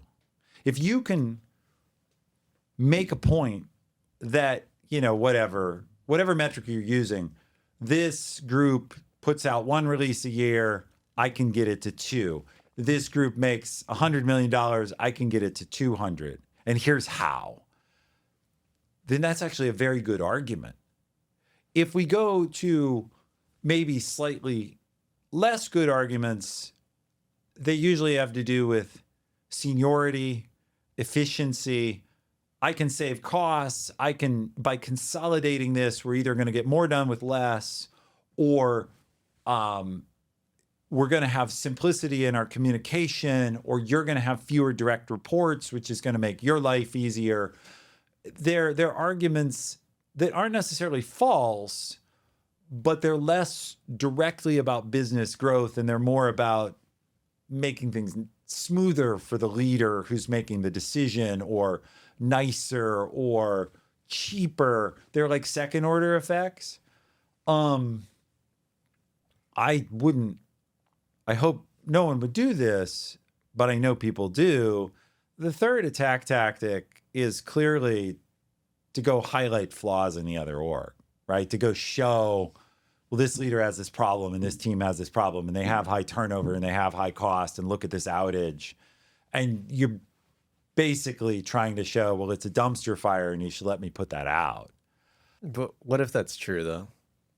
Okay, if it's true, again, if it's true it's a dumpster fire, then you're offering to make things better. It's where you're kind of highlighting things that maybe aren't as bad, and just like only pointing at the bad. Yeah, if it's true an org is struggling, the truth is you can talk to your manager and say, look, the way I would do that, though, is not say I should take over them, I'll fix them. I would say, hey, I go to whoever owns it or the common boss, and I say, hey, I can't help but notice that you're having a lot of trouble here. Is there anything I can do to help? That's my opening gambit for I want to take it over, because I can go in there and start helping, and then later they're like, wow, it's so much better under Ethan's leadership. And at that point, I can casually mention, well, if it would really help you, we could just consolidate. now that I'm here, I see all these efficiencies. That's like another way to go about the same thing. I feel like giving all these answers, people are going to think like, wow, that Ethan is a real sadistic. I am telling the Well, truth. this is what actually happens, though. I think, like what you're saying. It's kind of, I don't know. I have think seen it all. I have seen things, that make me want to close my eyes for sure. I kind of want to talk a little bit about like, I don't know, some of that interpersonal stuff, or maybe, the backstabbing, some of the politics. If there's someone within your org that is a people problem, they're doing something actually, I don't know. You can just immediately get them fired because they're in your recursive reports, talk to their manager or whoever and kind of figure it out. If you have the evidence, for sure. But yeah, you can move very quickly if it's clear. But what if it's someone in another org? So another org, there's a person who is well-liked within their org that is a major problem for your org. But then what do you do? So, one of my managers had this problem, and he literally put someone in a position he called a meat shield. Where it's like, this person is a huge pain for our org or this org. Your job is to keep them off of us. And honestly, it's going to be a terrible job, but I'll reward you later. So you need to like go be a meat shield till this project's over. And so the imagery is just it's like like put your back into it and let them beat you. Oh my God.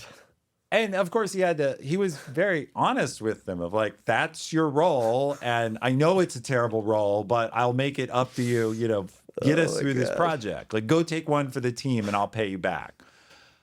But what else can you do when someone's in another org? The most important thing, if you want to try and make a change, is understand why they're valuable to their org. Because the reason that other org, what they're not doing is saying, I know we have this evil person, and as long as they're pointed at other orgs, we're okay with them being evil. That's probably not what they're saying. What they either aren't seeing it, or more likely that person, what they're telling themselves is, well, they have a little bit of sharp elbows, but they get so much done that's valuable. It's okay. And if people's feelings are hurt, well, they're soft. It's kind of how they're. So you have to understand where they're being seen as valuable. And then what you have to do is go to that leadership and have one of a few discussions. Look, we're willing to give you this value without all this pain. Is there a better way? That's one way you can go about it. The other way you can go about it is, look, your guy is driving us nuts or is mistreating us. So that's going to change. Either you're going to give us a new interface, I can't say you're going to fire them, but you're going to move them away from bothering us at least. Or we're going to stop cooperating. Right? Like if you're going to inflict pain on us, we're going to return the pain. Everything will be late. Everything will be your fault. Everything will be escalated. Everything will require 6 document reviews. We'll put in place. I'll spend the rest of the day asking ChatGPT, what is the most policy checkpoints I could put on our next release? Right? Like you can express this. How do you message that with the right narrative without, pissing well, that leader? I mean, so that's my internal narrative, I guess. That's my all right, screw with me, I'll screw with you back. Yeah. My external narrative would go something like, dear peer of mine, this person is really making things difficult. You have this person in your team. I know they're a valuable member to you and your team, but unfortunately, our team is really struggling with them. And I'd like to make a change. Option 1, you can find a new interface person for us. Option 2 is we're going to have to adjust to distance ourselves for the sake of my team. And I think, unfortunately, that option is going to create a lot of friction between our orgs that really is going to take both of our time. And so I don't want to take your time, but I have to protect my people. Some of them are ready to leave. What would you do if people on your team were ready to leave? And so I'm going to have to take some steps, and that's going to increase bureaucracy and take a lot more of your time and my time. And I'm sure there's a better way. That's amazing, because it's the same thing, but you didn't Bluster or threaten. It just by circumstance, if you don't comply, your life will be harder. But I wish it wasn't, but that's just how it is. One thing people underestimate is most leaders at a certain level, they may not have expert social skills, but they got there for a reason. They understand what they're being told. Even if they don't understand it consciously, they're sensitive to unspoken messages. And they understand that I'm giving them a chance to collaborate, but that there's a stick up my sleeve, right? That I didn't come to this with no other plan. And part of this is also how I project, if you look weak like you're begging, well, I don't really care what you need. But, I'm presenting it as like, well, this is really tragic because it's going to get hard for both of us. And what I'm conveying there is, look, you want to trade punches, that's okay. I play ice hockey. And sometimes someone on ice will hit me or, be a little rough with me. And I'll just look at them and say, you can do this. This was your freebie, you decide. But I'm like putting them on notice, like, hey, the next time, I have 2 elbows also, right? Well, this conversation makes me think that, let's say you're an engineer or someone who is reporting you want your leader to be strong for your org. Because I can imagine if they're not, let's say they're very nice and their org is getting, I don't know, a lot of negative things are happening to it. And they just say, oh, that's okay. We'll deal with it as it comes. And everyone else is going to step on them. And that's going to affect you if your manager can't stand up for the org. Absolutely. And I think, remember, your manager, I've tried to showcase that your manager doesn't have to be a mean person to be firm, to be professionally firm, to have backbone. They have to be skilled. A lot of people, this is important, a lot of people don't know how to be socially skilled. And so they can only say hard things once they let themselves get angry or upset. That's their fuel, is if I need to give you a hard performance message and say, Ryan, you've missed 3 dates in a row. I can only do that once I get internally angry and like, Ryan's missed 3 dates. He let me down. And so now I'm coming at you. I've gotten my ability to speak to you and to say the truth because, see, I'm afraid you're going to say, well, I haven't, or it was my mom was sick or whatever. And you're going to make it hard for me. So I have to be ready to fight. And some people can't do that without first allowing themselves to be angry.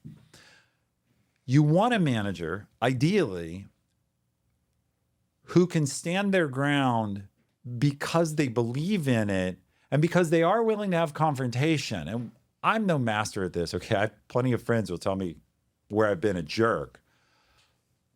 But I try to figure out, how can I stick to what I believe without ever needing to resort to anger as a fuel? I can just stick to belief.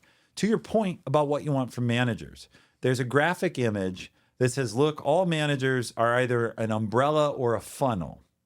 And when the poo comes down, they're either shielding their team with the umbrella or they're a funnel dropping it onto their team. And you were discussing the funnel, the one who's just like, yeah, we'll deal with it. And what are they doing?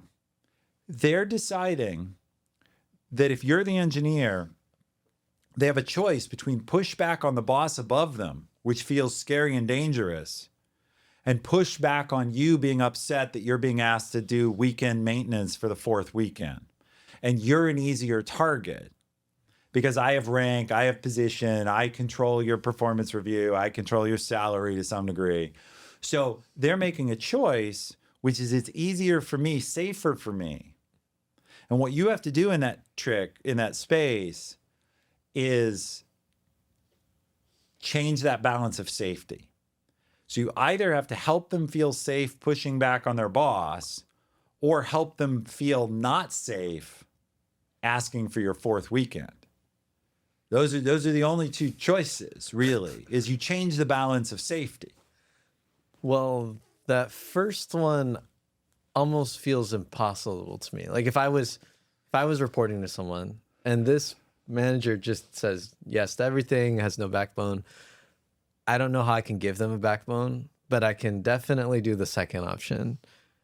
Well, you give them a backbone exactly by the second option, but like this.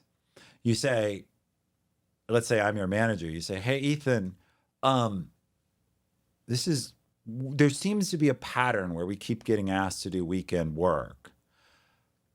I would love to help you push back on that, about how that's damaging our team, distracting our team. I can give you some of the data, but I also have to be clear with you that my family is very important to me, and I can't keep working weekends. And so what I don't want is for you to be in a position where you accept work that I'm going to have to decline, and then you'll have the problem that you committed to it and it won't happen. And so I don't want to see you in that position. How can we plan to push back next time? That's how you line it up in advance. And I've heard this exact situation from a friend. Their manager was a yes man to manage their management. Very common. And so they were committing to all these unreasonable deadlines and, not protected at all. And it wasn't a big deal because there's turnover, but it's fine. Just hire new people and just keep saying yes to more and driving people as hard as you can. The narrative that you said there, it felt slightly more threatening than the other ones, because I can imagine that more directly feels like you're threatening not to do the work. So number one, you're right. That wasn't as polished as some of the other lines I've given you. But I think with 5 minutes, I could create a more polished version. And one of the keys that you're getting at here is the wrong time to start setting this up is while the request is in hand. What you want to do, like if you're getting asked to work every weekend, the right time to have this discussion with your boss is like Tuesday or Wednesday. After the weekend's over and a little time has passed, and before the next crisis arrives. And the second piece, though, is it's then how do you make clear that your tolerance is limited? And yes, one of the costs of that, this is important. If you're not willing for the manager to say, well, if you don't like it, quit, you can't say anything. You've got to have enough confidence in yourself that if it does come to that, like when I went to my manager and I said, I need to know how important my career is to Amazon, I was also looking for an outside job. Like I had decided I'm going to do everything I can diplomatically to win this over, but I'm also okay leaving. I think that's the big difference between this situation and all the other ones, which is in all the other situations, you had leverage. You could leave and they would feel pain. Whereas in this case, if you're the lowly person or engineer, maybe they don't see your value as much. If you leave, you say, okay, great. Well, goodbye. I mean, if you really are that discardable, then you've not created much value. In other words, absolutely, leverage is required, but good engineers are valuable. And teams that are total turnover factories are not that effective. Now, if there's a company that totally has a view of bring them in, burn them out, move them on, you're probably in a wrong place. Like that is, if you're at a place where you can't create any sort of value, the right answer is you will have to get out. And I think people get trapped believing there isn't a better option. There's always more jobs. And I'm not belittling long searches or the difficulty or all the problems you know, with maybe in engineering today of AI making it hard to get on entry level. But there are jobs if you do enough work. So one of the things you have to ask yourself is this being at the bottom of the funnel of bad work being rained down upon you. How bad is that compared to, say, doing the extra work to network and find something else or start your own thing? Don't be a victim. You have agency. If you prefer, you know, you can look at ownership, the book Extreme Ownership by 𝗧𝗶𝗺𝗀𝘀𝘁, whatever. There's many ways to look at it, but in the end, you have to be willing to take control of your life. Even if that does mean, by the way, that you weather the bad manager while you complete the training program or find the job. What a lot of people like to do is complain about how unhappy they are, but not do anything else. I get it because it seems exhausting. Like, oh, I just worked all day and now I worked all weekend. When am I going to look for a job? One of my beliefs is to work less, you often have to work more first, right? In other words, to get to the place where you can coast or have a good situation, you have to do some ugly digging first. And the situation you're setting up is one of those. You also hit on another point that's really important. Create leverage. If you create that leverage, you're always in the winning situation. And the thing is, if your stick is long enough, if your lever is long enough, it doesn't take very much force, which is why I'm able to be polite about it. I can be very soft in my hints about what I like because the lever is so strong. People are like, oh, we want to make this work right away. And that's what you're trying to do, is have a big lever. I guess on another topic, there's this skill of backchanneling, which is not in public forums, but one-on-one in different places, driving your message to the right people so that you get the right aligned outcome. So how do you effectively backchannel? So I think of backchanneling in two ways. There's good backchanneling and manipulative backchanneling.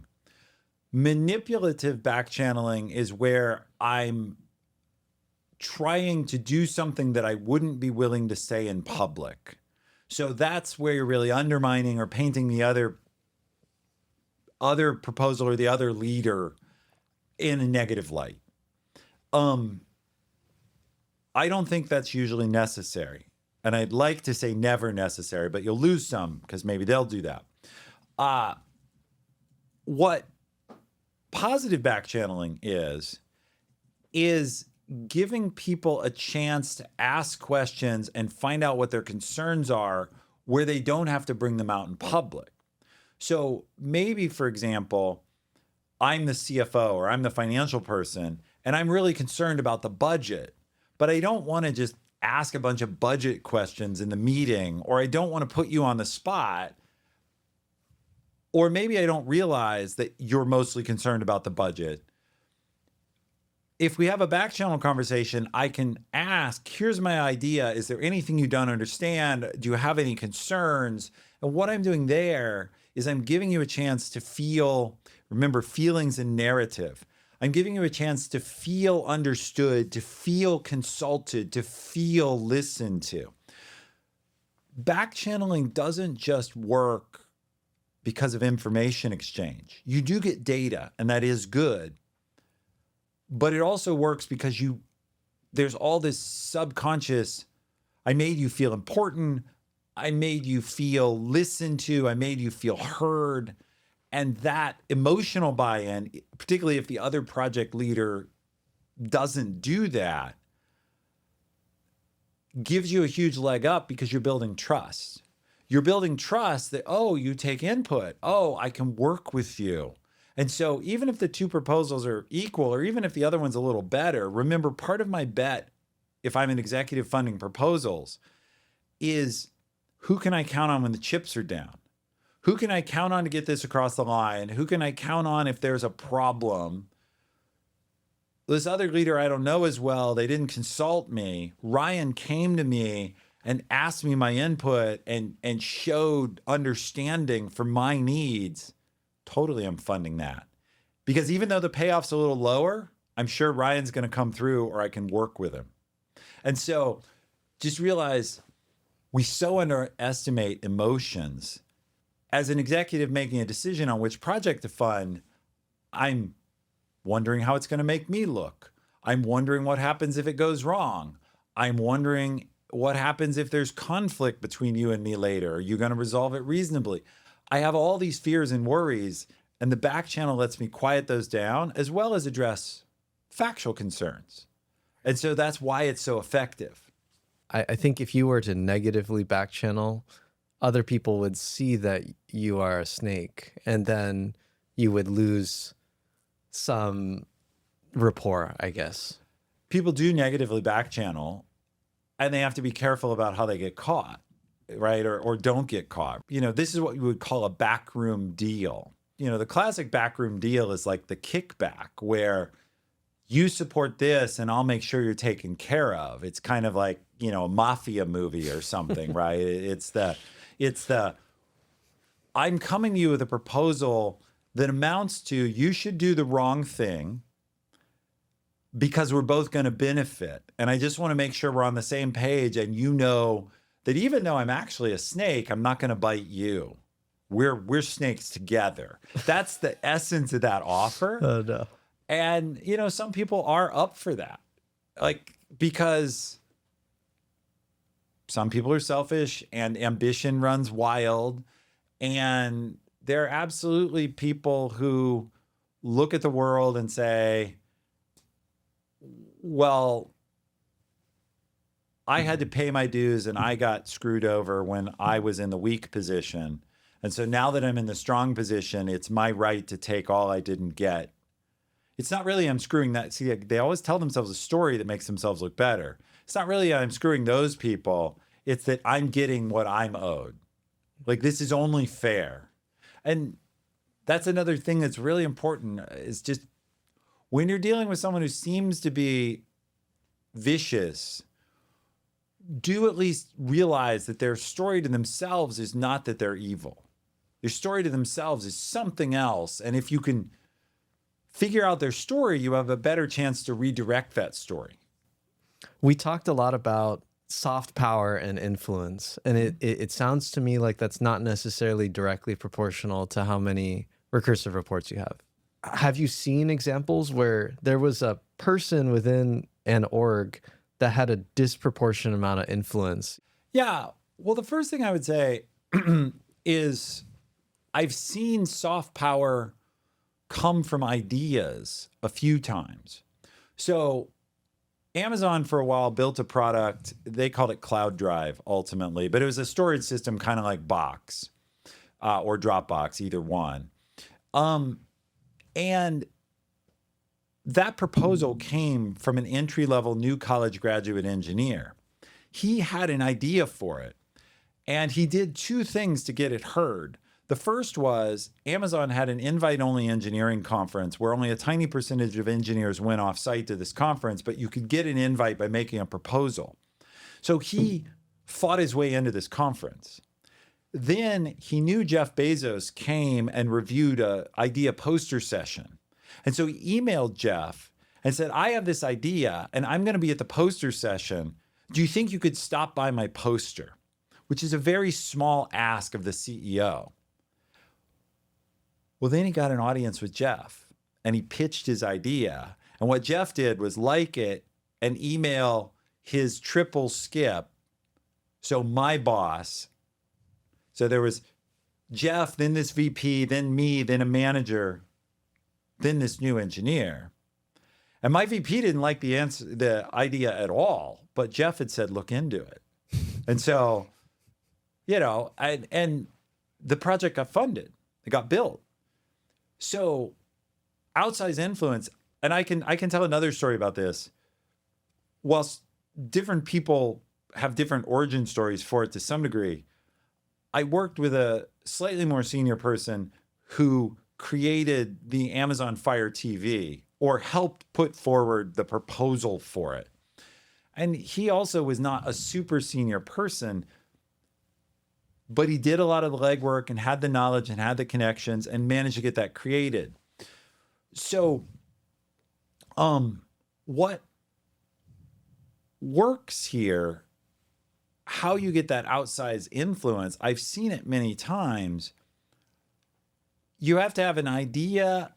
And again, it's that appealing storytelling. You're telling a vision. These guys were telling visions. Wouldn't it be great if we had a cloud storage system?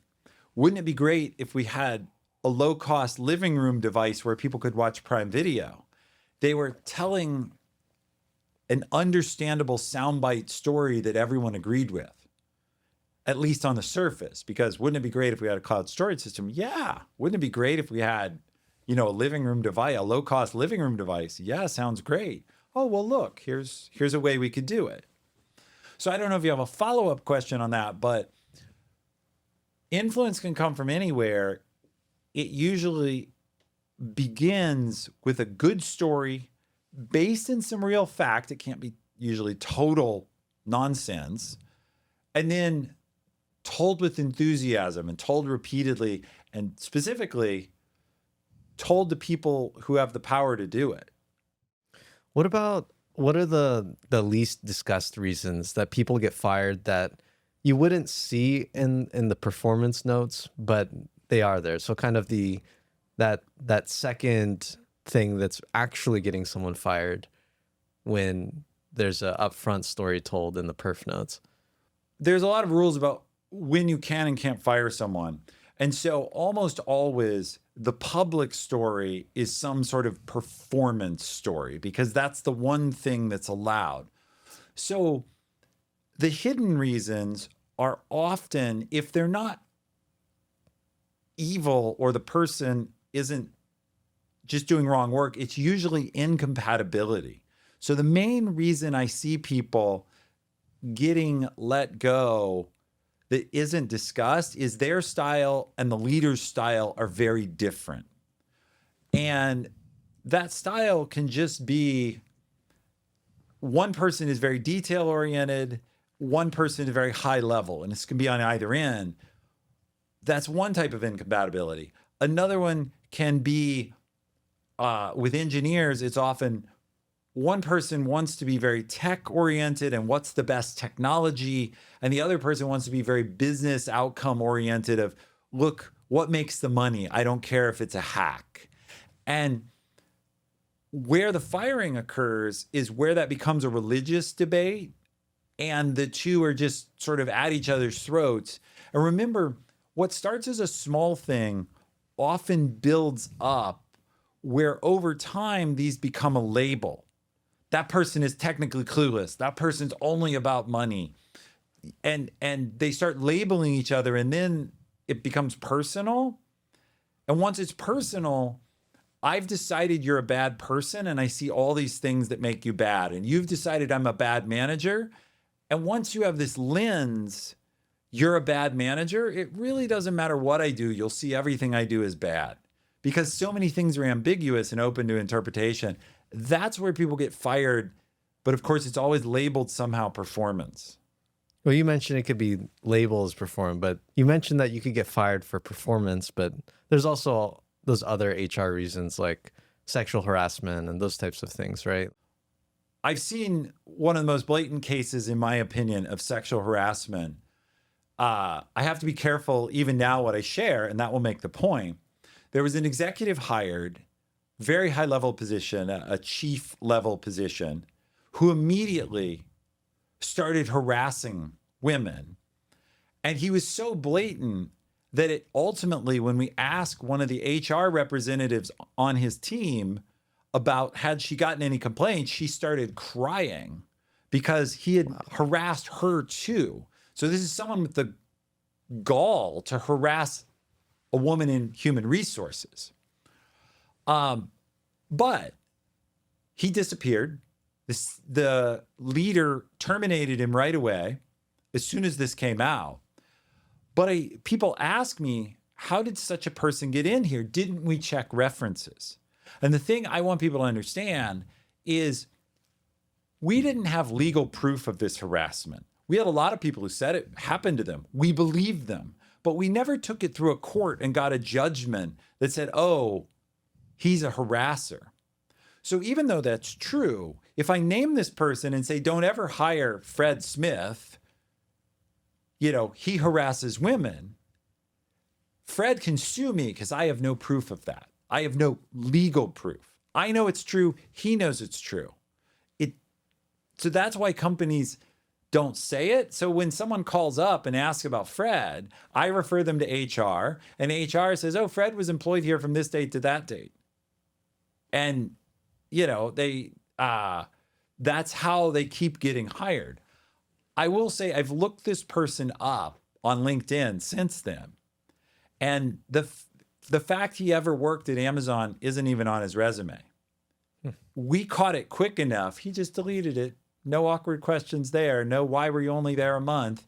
He just deleted it and moved on. And that's how they survive. So yeah, I've seen, and it's hard to stop that. Was the next place that person worked more than 1 month? Or I guess yeah, maybe he was more careful. You know, maybe because we caught it so quick. I don't know. I don't believe that what he did at our workplace was a one-off. I don't believe that. But, you know, of course, I don't know that. Last time we met, you mentioned that you as a manager could fire any one engineer that you wanted. Is there ever a case where you want to fire someone, or let's say a manager wants to fire someone, but their skip says you can't because the skip sees it and goes, that's clearly, there's an ulterior motive here. That person's fine. Like, have you ever seen that overruling? I have. I've definitely seen a case where a manager floats the idea, I'm not sure Ryan's the right person for us. And the manager knows your work and says, why don't I move Ryan over here? Right?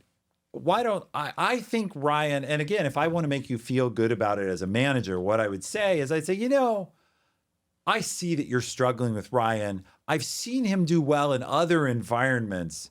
Let me move him to this other place. He'll be out of your hair, and I think he'll be fine there.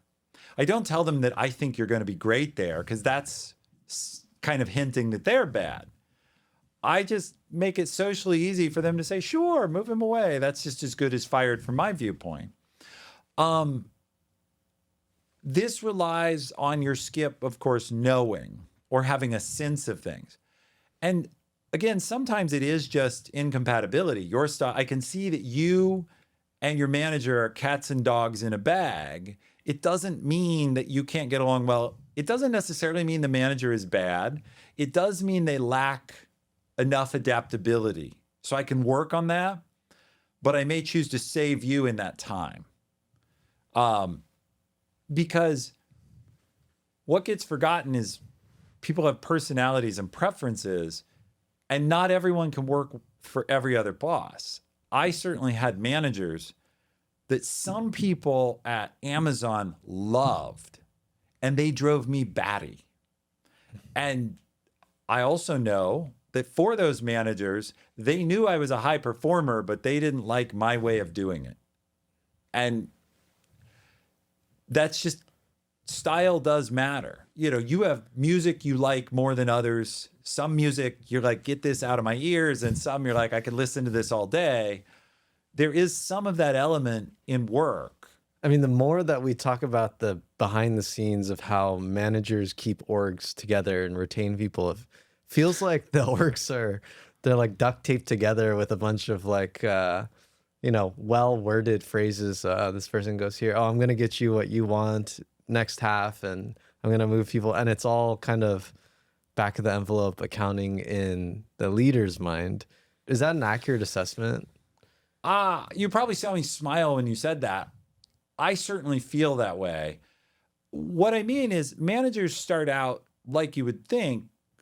It's just like, I would compare it to an engineer with an architecture. When the project begins, you've got your nice little lines and arrows and boxes on a page of the system you envision.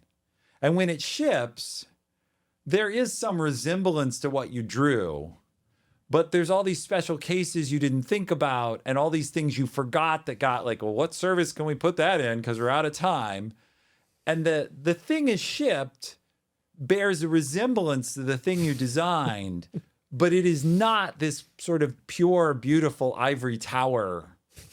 Well, I think the same is true of orgs, where managers set out, of course, to manage only by performance and to have great managers and everyone happy and to develop everyone's career. And then reality hits of schedules and difficult people and locations and office changes and people out on leave. And by the time it's all done, you're just really happy that it's working mostly. And, I think that's, I happen to enjoy military history. There's a phrase from military history or military strategy that applies here that says, with your battle plan, the enemy gets a vote. Like, it's all great, you have a plan, but then someone starts shooting at you. Maybe if you heard it another way, the boxer Mike Tyson said, sure, everyone has a plan till they get punched in the face. Right. Well, I think your manager has a plan for a beautiful org right until like deadlines and outages and whatever punch them in the face. And then that plan starts to become whatever gets them through the fight. We talked about individual firings for engineers. I think there's a common sentiment that it's harder to fire a bad manager than it is to fire a bad engineer. When you had managers reporting to you that, let's say they were low performing managers, how do you manage them out? So I think it is harder to fire managers. There are 3 reasons. Reason number 1 is they usually are somewhat more experienced, so they don't have the obvious bad performance. Meaning, the first time I ever had to let someone go, it's because they stopped coming to work. Pretty easy. Like, well, it's Wednesday and you haven't been here yet. I'm calling you to let you know don't bother to come in tomorrow. Like, pretty cut and dry. Managers don't usually make mistakes at that level. So they're more subtle. Though their weaknesses are more subtle because they got made a manager for some reason. They were technically good. They were politically good. They were organizationally good. So they have some kind of strength that got them there. That's reason 1. Reason 2 is a manager's work is hard to measure. How do I exactly measure a manager's work? Well, is it that they hired? Is it that they did their performance reviews? Is it that the feature shipped on time? Is it bug count? The manager's job, it's very hard to put a lot of metrics, which means when it comes time to fire or to consider performance management, we're in this he said, she said opinion problem. And I think the third reason it's tough to fire managers is managers are part of the system. And so they know what it looks like. They know like, oh, my boss isn't that happy. How do I start positioning myself to be hard to get rid of? Like they have a quicker spidey sense if that's what they want, if they want to stay, they have a quicker sense of how do I make myself difficult to pin down? And of course, it's still possible. Like I terminated a large, not a huge number, but a large number of managers. It's trickier. Yeah, it sounds really hard to terminate a manager. How do you do it then in those cases? So my ideal way of doing it, which I wasn't always able to do, is to talk to them and to surface the idea socially that maybe this isn't working out, and would they like to collaborate on finding a better place? So I'm phrasing it as, I notice, I have the impression that we're struggling. I would say something like, I don't think we've gotten off to the best start here, and I'm wondering how you feel about it. Would you like to work on that? Or, do you also see that problem and you'd like my help finding some other option? Very nebulous. Smart managers get the message. I'm your boss. I'm not happy. I'm offering you a door where I give you some time to find a job or maybe a severance package. Do you want to do this the easy way? Many managers will be like, yeah, I do. And of course, they'll never say, oh, of course you're right, I'm failing here, I want a door. What they will say, if they're equally smooth, is they'll say, I'm so sorry that you're not satisfied. Of course I'm doing my utmost. That's me telling you, remember, I can make this hard for you, so you're going to pay well for my exit. That's the counter negotiation. But ultimately, I want you to be happy and satisfied with my work. And if you're not, of course, I'd like to discuss what changes we could make, which is my way of saying I'm open. I'm open to making, So I've never used the word fired or performance because that creates something legally called constructive termination, where if I've said, we might have to fire you, do you want to quit first? That is a legal problem called constructive termination, where anything I do from that point is then seen as I'd already decided to fire you and now I'm making up reasons. So I very carefully avoided that. They very carefully avoided ever acknowledging that there's an actual problem. What they say is, I'm sorry, you feel that way. Right? Oh, I'm sorry, you feel that way. That's your problem. You feel weird things. But I want you to be happy. So if you're not, of course, I discuss alternatives. And that's their way of saying, yeah, okay, I get that it's not working. What are you going to give me? So that's one way you quote unquote fire. The other way is classic performance management, in which case you have to try and write down clear goals and objectives. You have to start documenting. You have to give, there's a legal standard there's a legal standard and there's what HR wants, but you basically have to document a bunch of expectations and then document that they didn't hit them. And then you have a performance case.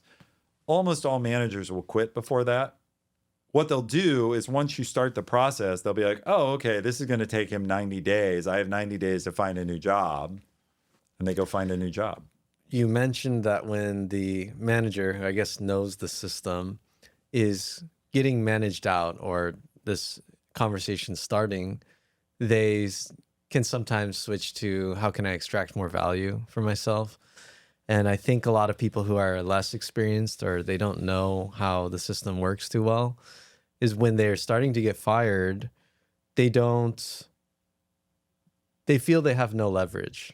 And the fact that severance exists makes me think that they do have some leverage, although I don't know if I fully understand it.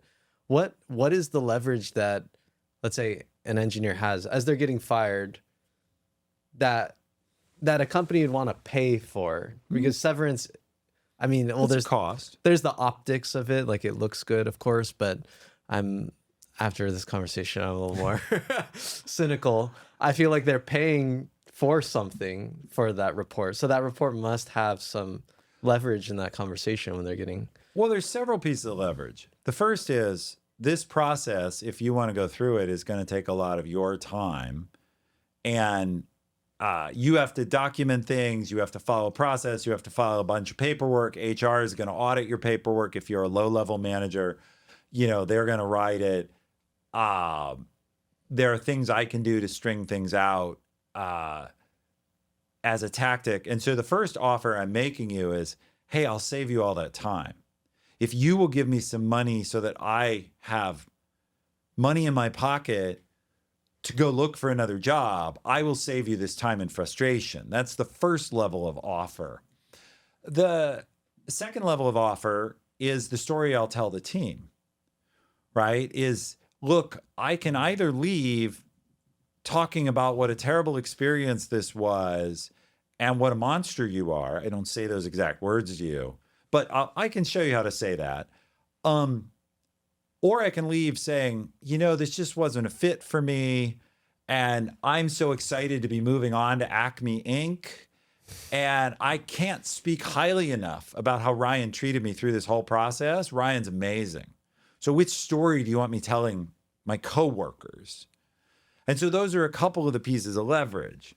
And again, it's this, what's that phrase of mine you like so much? The plausible story or plausible fiction. Polite fiction. The polite fiction.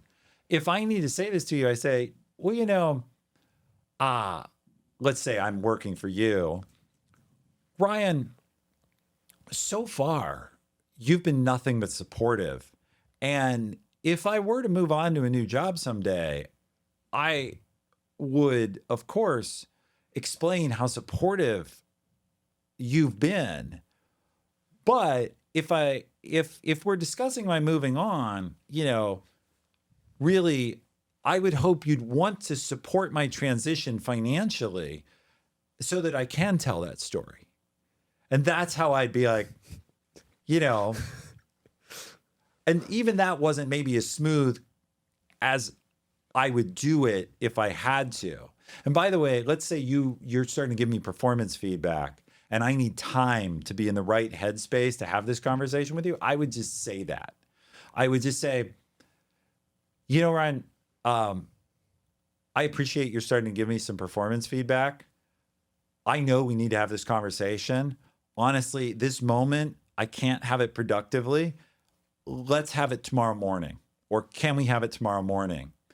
And most managers won't be like, no, I need to tell you how rotten you are right now, because they're already on edge a little bit. And so if you're putting up this flag that says, I'm about to lose my shit on you, but tomorrow I'll be a good child, they'll be like, sure, come back tomorrow, because they're sort of trained to.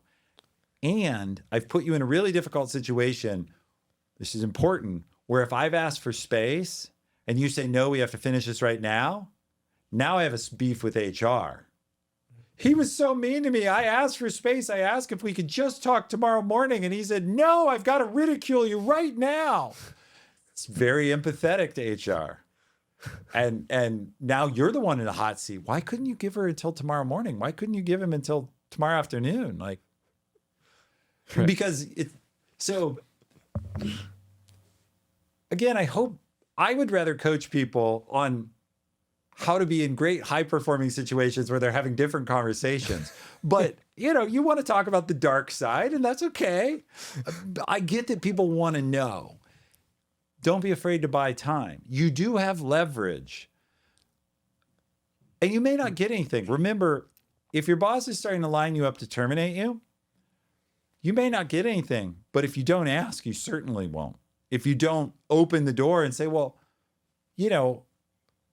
how could we make an amicable deal? And here I'll give you your last piece of your leverage. Remember, your manager isn't sitting across the table wanting to feel bad about themselves. They want to feel good about themselves. And if they have a chance to spend a little bit of the company's money, which isn't really their money, so that they can look in the mirror and say, well, it didn't work out with Ryan, but I took care of him. I gave him a cushion. They want to do that. And so there's saving them hassle. There's the public story you're going to tell. And they want to feel good about themselves. Most managers they hate firing. They avoid it. As much as you might think, meaning you, the listener, someone might think managers are just sitting around going, who can I pitch next? They're not. They actually hate it. This is important. One reason people don't survive firings is by the time the manager actually decides, I've tried to coach them. You may not feel this way, but in their mind, they're like, I've tried to coach them. I've tried to pair them with people. I've tried to give them all these chances, and they're still not getting it. I don't have any choice but to fire them. Once they've gotten to where they're going to act, they've told themselves they're out of options, which is why people getting back off the brink is very unlikely. Interestingly, right before I came here to talk to you today, I had lunch and I met a new executive. He owns a company that does $500 million of business a year. So it's a big company. He's built it over his whole life. And he was telling me how he's going to have to hold someone in his organization who isn't performing, that he's kept on his staff for 2 years. He's finally at the point where he's going to have to hold them accountable. And what I'm thinking is, he's put off that hard message. When he finally gets to where he's going to give it, he's so decided that they don't meet the bar, they can't get out of that. And it's not because he's evil. It's just people delay. And so I coach people. People come to me all the time because I'm online. They say, Ethan, I've just been put on a performance improvement plan. Can you help me survive it? Can you help me recover? And I tell them, honestly, no, you're most likely going to be fired and there's nothing I can do for you. But here's why. It's by the time someone gets around to giving you a formal performance plan, they've tried everything else they could think of. And at this point, they just want you gone as quietly as possible. And it happens again all the time. People write me back and they're like, you don't understand. And 3 months later, I get an email from them that says, you were right, I was fired. Of course, there are exceptions to this, but it's so common that I see this pattern of, how can I survive this? I'm a hard worker. I'm a good person. I'm gonna show them. 3 months later, you were right, I got fired. Even if people had the awareness, because I guess they're going to listen to this conversation, I think they still lack that, well, a lot of people lack that skill of creating the polite fiction. You know, how do you, and we talked about it, we don't need to go deeper in it, but I do think that even if someone came to me and they said, I'm in this situation, and I said, here's your leverage, good luck, I think they would have trouble delivering that message in an effective way of saying, for instance, especially the team health one, because the team health one is more of a threat. The saving time one is, hey, I can do something good for you. I'll leave quietly, just help me get some severance. The team health one is, I can make this hard for you unless you get me severance. I think delivering that kind of message as you're leaving, especially when they have such a negative bias on you already, that's going to take some incredible people skills. Yeah. Like, yes, you're right. Okay. This is part of the message, which is engineers in particular want to believe this is, in fact, maybe the most important message, even if it's not the most exciting, which is, as an engineer, you want to believe it's your technical expertise that controls the fate of your career. And it's not only that, it's your people skills. It's well known, right? Satya's talked about this. Other leaders have talked about IQ without EQ, without emotional intelligence, is a waste of IQ. And so having strong interpersonal skills is critical. You know, it's funny. There's a famous book, I'm sure you know it, by Cal Newport called So Good They Can't Ignore You. And what I find ironic about this is it's all this stuff about how to be such a good worker you can't be ignored. Except this is a guy who has the social skills to both teach at Princeton and write books. He's not without the human skills to present his incredible technical accomplishments delicately and well. So I think it's a huge area of learning. Now, to exemplify this, how would I, if I on the spot or here, live, had to construct a better way to say that, I would say something gentler like, boy, this is such a hard message. And I have so many friends on this team. I don't want them to think badly of me. I don't want them to think this is an unfair environment. Can you work with me so that this is a graceful exit? And that's good. That works. I don't feel extorted at all. and later, if I need to, I say, well, for it to feel good, I mean, of course, I rub, if it, for it to feel good, I need enough security to get to my next thing. And I know you want that. I know that you don't want anyone to suffer. And I tie into, right, the other thing. But it is possible. And that is why I said this is how you get the time to go figure out how you're going to deliver these messages. Something people overrate, or I guess underrate, is recognizing that a lot of hard messages you don't have to deliver cold. I mentioned this before, but you can buy the time or make the time to pre-plan. Maybe not every word. It isn't memorizing a speech. It's more memorizing a few phrases and how you're going to, say what you need to in a polite way.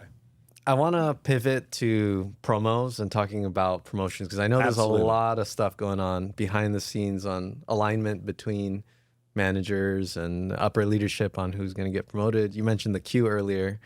And I think a lot of people, they get stuck at this staff engineer, which is equivalent to the frontline manager level, of how to get the promo to go further into those higher levels. Do you have any advice on how to break out of that common level that people get stuck at? Yeah. I mean, this is my bread and butter, what I teach every day. And kind of, if I have a signature expertise, it's how to move up further.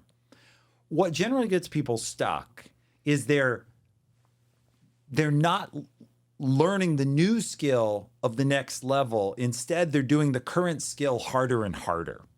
And so what gets you promoted early in life is hard, effective work. It is hard work. It is delivery. It is shipping a lot or building a lot. But as you get further, you need different skills. You need to be able to delegate. You need to be able to communicate. You also need to be able to let go of your hard skills, because if you're trying to micromanage everyone and tell them, write it this way, write it that way, build it this way, you're driving your engineers nuts, and you're going to drive away your good people. And so the way to get to the next level is to figure out, what do I need to let go of, step away from, and what new thing do I need to master? And there's a classic book on this. It's by a guy named Marshall Goldsmith. It's What Got You Here Won't Get You There. It literally shows a ladder with a gap in it. And like, what got you this far isn't going to get you up there. That's kind of the classic book. But if you need specific advice to your role, it's absolutely talking to people a level or two above who've been through this and asking them, what did you have to let go of? What did you have to learn? How do I do that? What do I need to let go of? What do you see holding me back? I'm a huge proponent of getting advice. Getting advice is even better than getting feedback. If I ask for feedback, I'm basically asking you to do something that you may struggle to do, which is criticize me. If I ask you for advice, everyone has advice to share. And they'll give you the same information, but in a more positive way. So to break through to that next level, it's identify what's different about that level and get good at that, as opposed to just work harder. I see so many people working brutally hard, but ineffectively.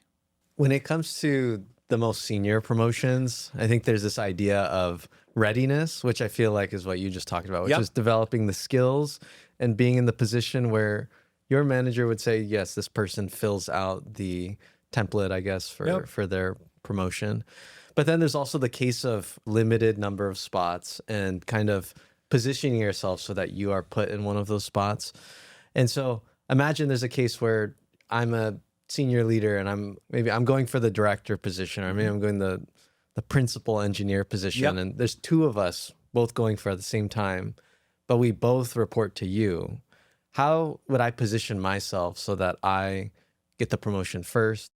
Absolutely. Let's assume you're both equally qualified for a moment. So you're not going to win on skill. It's there in relationship, and within relationship, trust. So trust is about, do I have to look over my shoulder and wonder, are you doing things not the way I would do them exactly, but in a way that won't make me look bad, that will, if you prefer, make us both successful? Do I trust what you're doing? Or do I, because as a senior leader, I don't have any time to micromanage you. I'm so busy myself. I need to be able to give you something and assume it will get handled. And trust, I often tell people, interestingly, trust is earned more in bad times than good times. My favorite analogy for this, which is a little bit violent, is when two people have been in a war together and I had to put my life on the line for you, or you for me, we now have a lot of trust, because if I trusted you, like if you came through when the bullets were flying, I know you'll come through the rest of the time. Well, what's the closest thing? At work, this is usually a crisis, a big outage, a big embarrassment, a lost account. If you jump on that and somehow fix it or show all the effort, and it hurts you or it costs you, you cancel a vacation. Not that I'm recommending doing that a lot, but if you make a decision that shows that you're dedicated, I will remember when the chips were down, when we lost the Acme account, Ryan came through. He flew back from Hawaii early and made it. And that's trust. Second thing is relationship. Relationship in this case, I'm honestly thinking of, do I like you? And the point is, if I have two relatively equally qualified people and I'm going to suddenly spend more time working with one than the other, why would I not choose the person I enjoy? And again, I know some engineers are just, if they were dead, they'd be spinning in their graves. They hate that idea. Look, one person's a little bit more difficult to work with, or even just a little bit less fun, and the other one's more fun. I have to spend 8 hours a day with this person, or 6, because we're not in every meeting the same. I'm going to be drawn towards the person that's fun. And I know that seems unfair, and it doesn't mean you have to kiss up to everyone. It does, though, mean it's a good idea to be friendly and happy, right? Like be pleasant, be that helpful, smiling person, because I'd rather spend time with you. I heard it expressed this way by Amazon leadership, by Bezos, I think, which is, when you come into the room, do you suck all the oxygen out of it? Like, do you bring the room down where the room's like, oh. If you're that person, you're not going far. You're not going any further. Whereas if when you come in, they're like, right? Like, oh, Ryan's here. This just got better. They're going to want you in that room. And, you know, so if you want a simple rubric, do people want you in the room? If they kind of don't, you're in trouble. And if they kind of do, you're doing great. I do agree. I think a lot of engineers this is gonna piss them off, but that's okay. But it's true. What I would say to the engineers I piss off is, I am trying to help you. I'm not actually here because you'll like me. I'm here to get you where you want to go. And that requires, you asked me, could I be transparent? Part of the transparency is, sometimes transparency is telling you things that I know you're not going to like, but that are holding you back. And you're letting the fact you don't like it let you get your back up and be like, I'm never going to do that. Well, okay, but then you're never going to move up. And I'm not here to apologize for the way the world works. The way the world works sucks, but it does work that way. And I want people to know that. When I think of the most senior level promotions, baked into the promotion packets is this idea that you need champions, or sometimes known as allies, which is people at that level or higher that say, that person is doing work that fits my perception of that level. So because of that, I've noticed there's this artificial mechanism. Like, let's say I'm let's use management as an example. Let's say I'm a senior manager and I want to become a director. All of a sudden, if I want to get promoted, I need to make sure that that VP over there knows my work and will vouch for me in the promo committee, and that other VP over there. And there are cases where naturally I might need to be visible in front of those people, but there are also a lot of cases where it's just I need to fill out the promo packet in the way that we need so that the promo will go through. How would you go about that? Let's say you are a very senior engineer or a very senior manager in tech, and you're trying to get those allies, but there's no, at least as far as you could see, there's no natural collaboration with those people. How do you get them as a champion on your promo packet?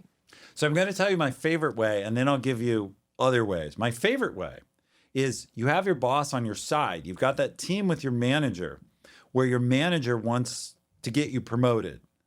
And what I did in those cases is, I would email my peers or my skips, and I would say, Ryan's going to be up for promotion in 6 months. And because your group is adjacent to ours, I'm going to need to ask you for feedback. So I'm letting you know that you've got 6 months to watch Ryan, because I'm going to be coming to you. And number one, me asking doesn't feel self-serving because I'm talking about you. And number two, 6 months later, when that VP, I'm sure, wants to say, well, I only saw Ryan twice, I'm not sure if I can write anything. They know that I'm going to say, like, hey, I told you. Like, I put you on notice. Now, sometimes they'll just say, I'm sorry, it didn't come together. I can't provide feedback. But that's the best way. And I did that when I got good at getting, this is important as a manager. I got good at getting my people promoted, and that allowed me to attract more talent. Because, for example, I had a guy who didn't get promoted, and I said, look, you know I'm good at this. I will get this done in 6 months, but you've got to give me till the next cycle. But you know I come through, so you have to trust. And he later told me, he's like, yeah, that sucks, but I decided I'd give you 6 months, and we got it done. So that's the best way. Now, let's assume your manager's not that on board, or they lack that skill, or you can't sell them on it. By the way, if you have a good relationship, I'd tell them, like, would you consider putting them on notice that you're going to need feedback? If you can't, the next best thing is for you to go talk to them and say, hey, I'm up for promotion.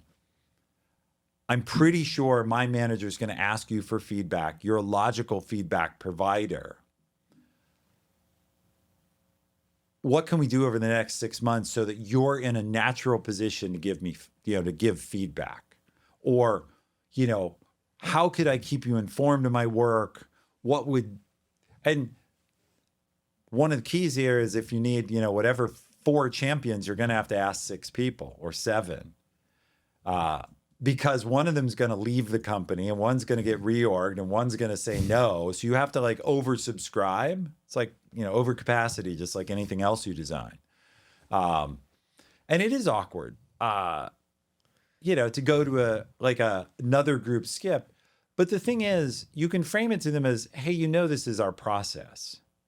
I'm sure you get requests all the time for feedback, and you probably get a lot of late last-minute requests. I'm trying to do it right and talk to you 6 months in advance. And so what you're saying there behind the lines is, see, I'm already good. I'm not causing you to get hit with no notice. I'm here, setting this up in advance, making it easy for you. Well, my immediate thought, if I was that VP and someone came to me with that self-serving request, I wouldn't necessarily think that's bad or anything. I think, okay, that's the process. But my immediate thought is, this is not a high price for me, because sure. I'm a VP. I got a billion things on my plate, and this random person from another org is coming to me to serve themselves, which not necessarily something I care about, but just shows that it's low on my priorities. How do you get them to prioritize that? Well, remember, there is some truth that's low on their priority list, but they have people they need to get promoted where they need other VPs. See, you have a VP too. And that VP, the VP you went to knows that they're going to need your VP's help with some promos. And so the leverage you have without ever bringing it up to them is they do know it's a system and it's kind of part of their job. So is it a high priority for them? No. The only way you can make it a high priority is if you're able to explain to them some relevance of your work. You're going to have to give them a what's called 𝗪𝗶𝗻𝘀𝘁, what's in it for me. You're going to have to find some way to connect what you're doing to something they care about, at least a little bit. How are you going to make their life easier, faster, less stressful? When these systems work as designed, those VPs do work with your area somewhat. And so they should have, you shouldn't be asking someone who has no relation to your work whatsoever, ever. It's just, they don't really need your level of detail, but you can try to find some way to give them a little bit of nugget. I do think these systems work mostly though, because vice presidents do know that this is how the system works and that they kind of need to do it. And if vice presidents are good at nothing else, they're usually good at understanding this is the grease that keeps the thing flowing. And by the way, I can write some mild approving verbiage of you very easily. It may look, maybe because it was like I cut and pasted and replaced John with Ryan, but, and replace, whatever the ops org with the customer org. But I've written a million of these and I can do it pretty quickly. Well, I think a lot of the champion support is a little bit contrived, and it's hard for me without my manager's support to get a you said what's in it for me, like it's a legitimate case of what's in it for that VP because they're so far, they're so high up. I mean, I know some people who they're in this spot, they're very senior IC. Their manager is supportive, but they lack maybe that proactivity that you have. And obviously the engineer has the proactivity for their own case. So they debate, you know, should they go directly to that person? And if so, how? Because they don't have a great case. Yeah, and I think that coaching your own manager works pretty well in this sense. Your manager often knows what they need to do, or at least is open to it, and it just hasn't made their priority list because you obviously care more about your career than your manager does usually, right? Because it's like that's just human nature. And so the manager means well and wants to help, but isn't getting around to it. And so if you just poke them a little bit. The other thing that is a middle ground is you can ask your manager, would you send a note to that VP? Like, I know I need to go get them to support me, but I don't really know them. Can you send them a quick intro that says, hey, I have a guy who's coming up for promotion. He wants to come talk to you. You know, would you take a 15-minute meeting because we're going to need your feedback? It still gives you still are doing most of the work. They're just sending an email, but that's a middle ground. You've opened a topic, though, I really want to point out to all the engineers. You asked me, had I ever seen a case where a skip level saved an engineer from being fired? And I said, yeah, I've seen people moved around. What I never really seen is an engineer or anybody else get promoted over their manager's objection. You have to have your manager's support because I can't, if I'm the big boss, I can't promote you if the manager doesn't agree because I'm just creating a mess. I'm telling the manager they're wrong. And now I'm telling them that they have to work with you more senior, you know, even though they didn't agree. I'm just creating a complete mess. So if the manager isn't supportive, I think engineers envision like, I'm going to do such incredible work and I'm so technically astute that I will be recognized, even though this manager is a bozo. It's not going to happen. It can't. And so you either have to get your manager on board or get out from under them and find somebody who is on board. Now, a plug for people like me, go find the managers who I made a profession of getting people moved up, not undeservedly, but fast. And hell, that became a huge selling point, right? Go to Ethan's org, he'll make deals and get you promoted. That was my recruiting tool. Come work for me and I'll make it happen. Because it was known that I would back people and get the job done, I could attract talent and I could keep talent. I had one guy, my biggest star employee, began as a mid-level engineer, what Amazon calls a level 5. He went to senior engineer. He moved to manager. From manager at an equal sort of lateral promo, he went to senior manager, then to director. And by that point, he caught up to me. I was a director too. So we were out of space and he went to found his own company. Now, he was a top performer, but 3 promotions in 8 years. We worked together 8 years. You know, we're still close friends, of course, but he powered my career and I powered his. But that example also brought other people. Like, oh, look at what happens in this org. We've been talking about politics for almost 3 hours now, and I can feel at many points, people listening are probably thinking, I hate every single moment of this. I hate this. Some people are probably listening because they feel like they have to, but they wish they didn't have to know how the system works. And I know it's inevitable a little bit that you can't avoid politics completely. But let's just say for someone who really just despises politics for all it is, what could you do to avoid politics if you were working at a company? I think, number one, it's about choosing your leader. So if you can find a leader who shares your disdain of politics, hopefully, that maybe comes from a similar tech background and wants to reward, they believe as much as you do, it should be all about the work. Find that leader. That's one thing you can do. The second thing is go work on the hardest area you can get into where expertise is really going to matter and you can stand out the most. In other words, if you're doing good, solid engineering work, but that lots of people can do, it's harder to stand out. I remember Andy Jassy, he was CEO of AWS at this time, but in the past he had been, before he was CEO of all of Amazon. And he was talking about principal engineers. And he said, principal engineers are normally expected to like advise others and mentor and do architecture. But these guys, these few guys working on AWS, we just need them solving the hardest problems. And so I absolve them of all of that other stuff.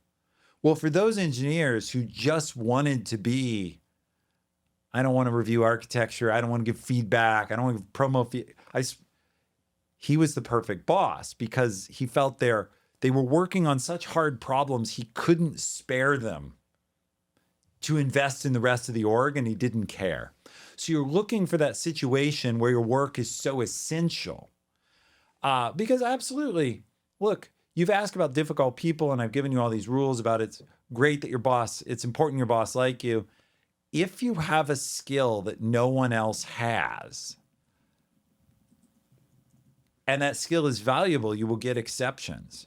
I remember Andy, again, when he ran AWS, I remember him talking about a high-level employee who a couple people criticized him and said, that guy's not working that hard. You know, he's not really working at an Amazon level. And Andy said, yeah, I think you're right, but he's in a role where we need him, and I think he knows we need him. And so we're just going to kind of have to live with it. Like, he does the one thing we really need. And you could kind of tell Andy's one of the hardest managers I ever worked for, just very demanding. But in this case, he's like, yeah, he's got the leverage. It is what it is. You know, and he was very, like, good on him was kind of his, you know, like, man, he's kind of got us. We're just going to have to live with it. That's what you have to do if you don't want politics, is you've got to have that essential skill. Again, you have to have some kind of leverage. So you have to literally live up to Cal Newport and so good they can't ignore you.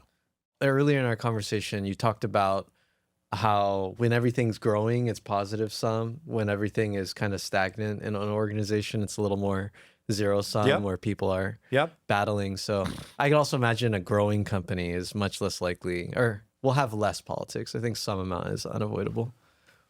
Yeah. I like to give people an extreme to think about. And my extreme, I often point out, is the post office. Like, what's going on good at the post office? And the only kind of roles are carry the mail or be the postmaster. And there's one postmaster. And that until that person leaves or dies, you don't get that job. And so it just feels like growth changes so much of that, because it's not 25 people wanting one promotion. It's, you know, lots of opportunity. And I point out, during the 15 years I was at Amazon, the staff size of the company, I joined, it was 14,000 people. I left, it was 1.4 million. So it grew 100-fold, which is insane. As a result, I was able, my first team there was 6 people, and 9 years later, I had 800. That kind of growth opens up doors that in a more normal company that's maybe growing 5% a year or 10% a year, it's just never going to happen. So I strongly believe find high growth. Last question is, if you could go back to yourself at the beginning of your career and give yourself some advice specifically focused on this, I guess, navigating corporate politics, is there something that stands out to you that you'd say? Yeah, I wish I could go back to early me and share the idea that it's not just being right. It's not just being right. It's not just being technically astute.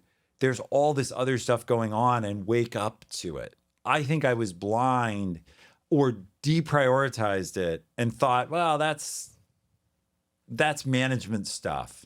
And even as an individual contributor, understanding, well, management stuff does control the world. I wish I had been more aware. So I guess the advice, to get it down to a single sentence, is take it seriously that your relationships are what actually control your progress. Awesome. All right. Well, thank you so much for your time, Ethan. I really appreciate it. Thank you so much for the chance to do this a second time. It's been so much fun and the time has flown by. Awesome. And do you want to plug your stuff real quick? Well, I think if you've gotten something from this discussion and you want to know how to navigate your career, that's what I do all the time. I teach classes on it. I have a newsletter on it. So if you want help, my goal is to help people succeed rather than bang their head against walls. If I've done some of that in this podcast, I can do more of it with more time. All right. 3.5 hours in the chair, baby. Thank you for listening to the podcast. It's a passion project of mine that I've really enjoyed building. Another passion project that I've been working on kind of in secret is building an ergonomic keyboard that I wish existed. And I finally have a prototype. So I'd love to show you what we've built. It's ultra low profile and ergonomic, and I couldn't find anything like it on the market. So that's why we built it. I'll put a link to the keyboard in the description. You can take a look and learn more about the project there. We could definitely use your support. Also, if you have any feedback for me about the show, I'd love to hear it. Comments on YouTube have led to guests coming on like 𝗪𝗂𝗪𝗀𝗀𝗀 and 𝗪𝗏𝗪𝗀𝗀. I wasn't aware of them until someone dropped a comment. Also, feedback in the comments helped me learn to reduce the number of cliffhangers in the intros. So your comments definitely make a difference. Please keep letting me know what you'd like to see more of in the show, and I'll see you in the next episode.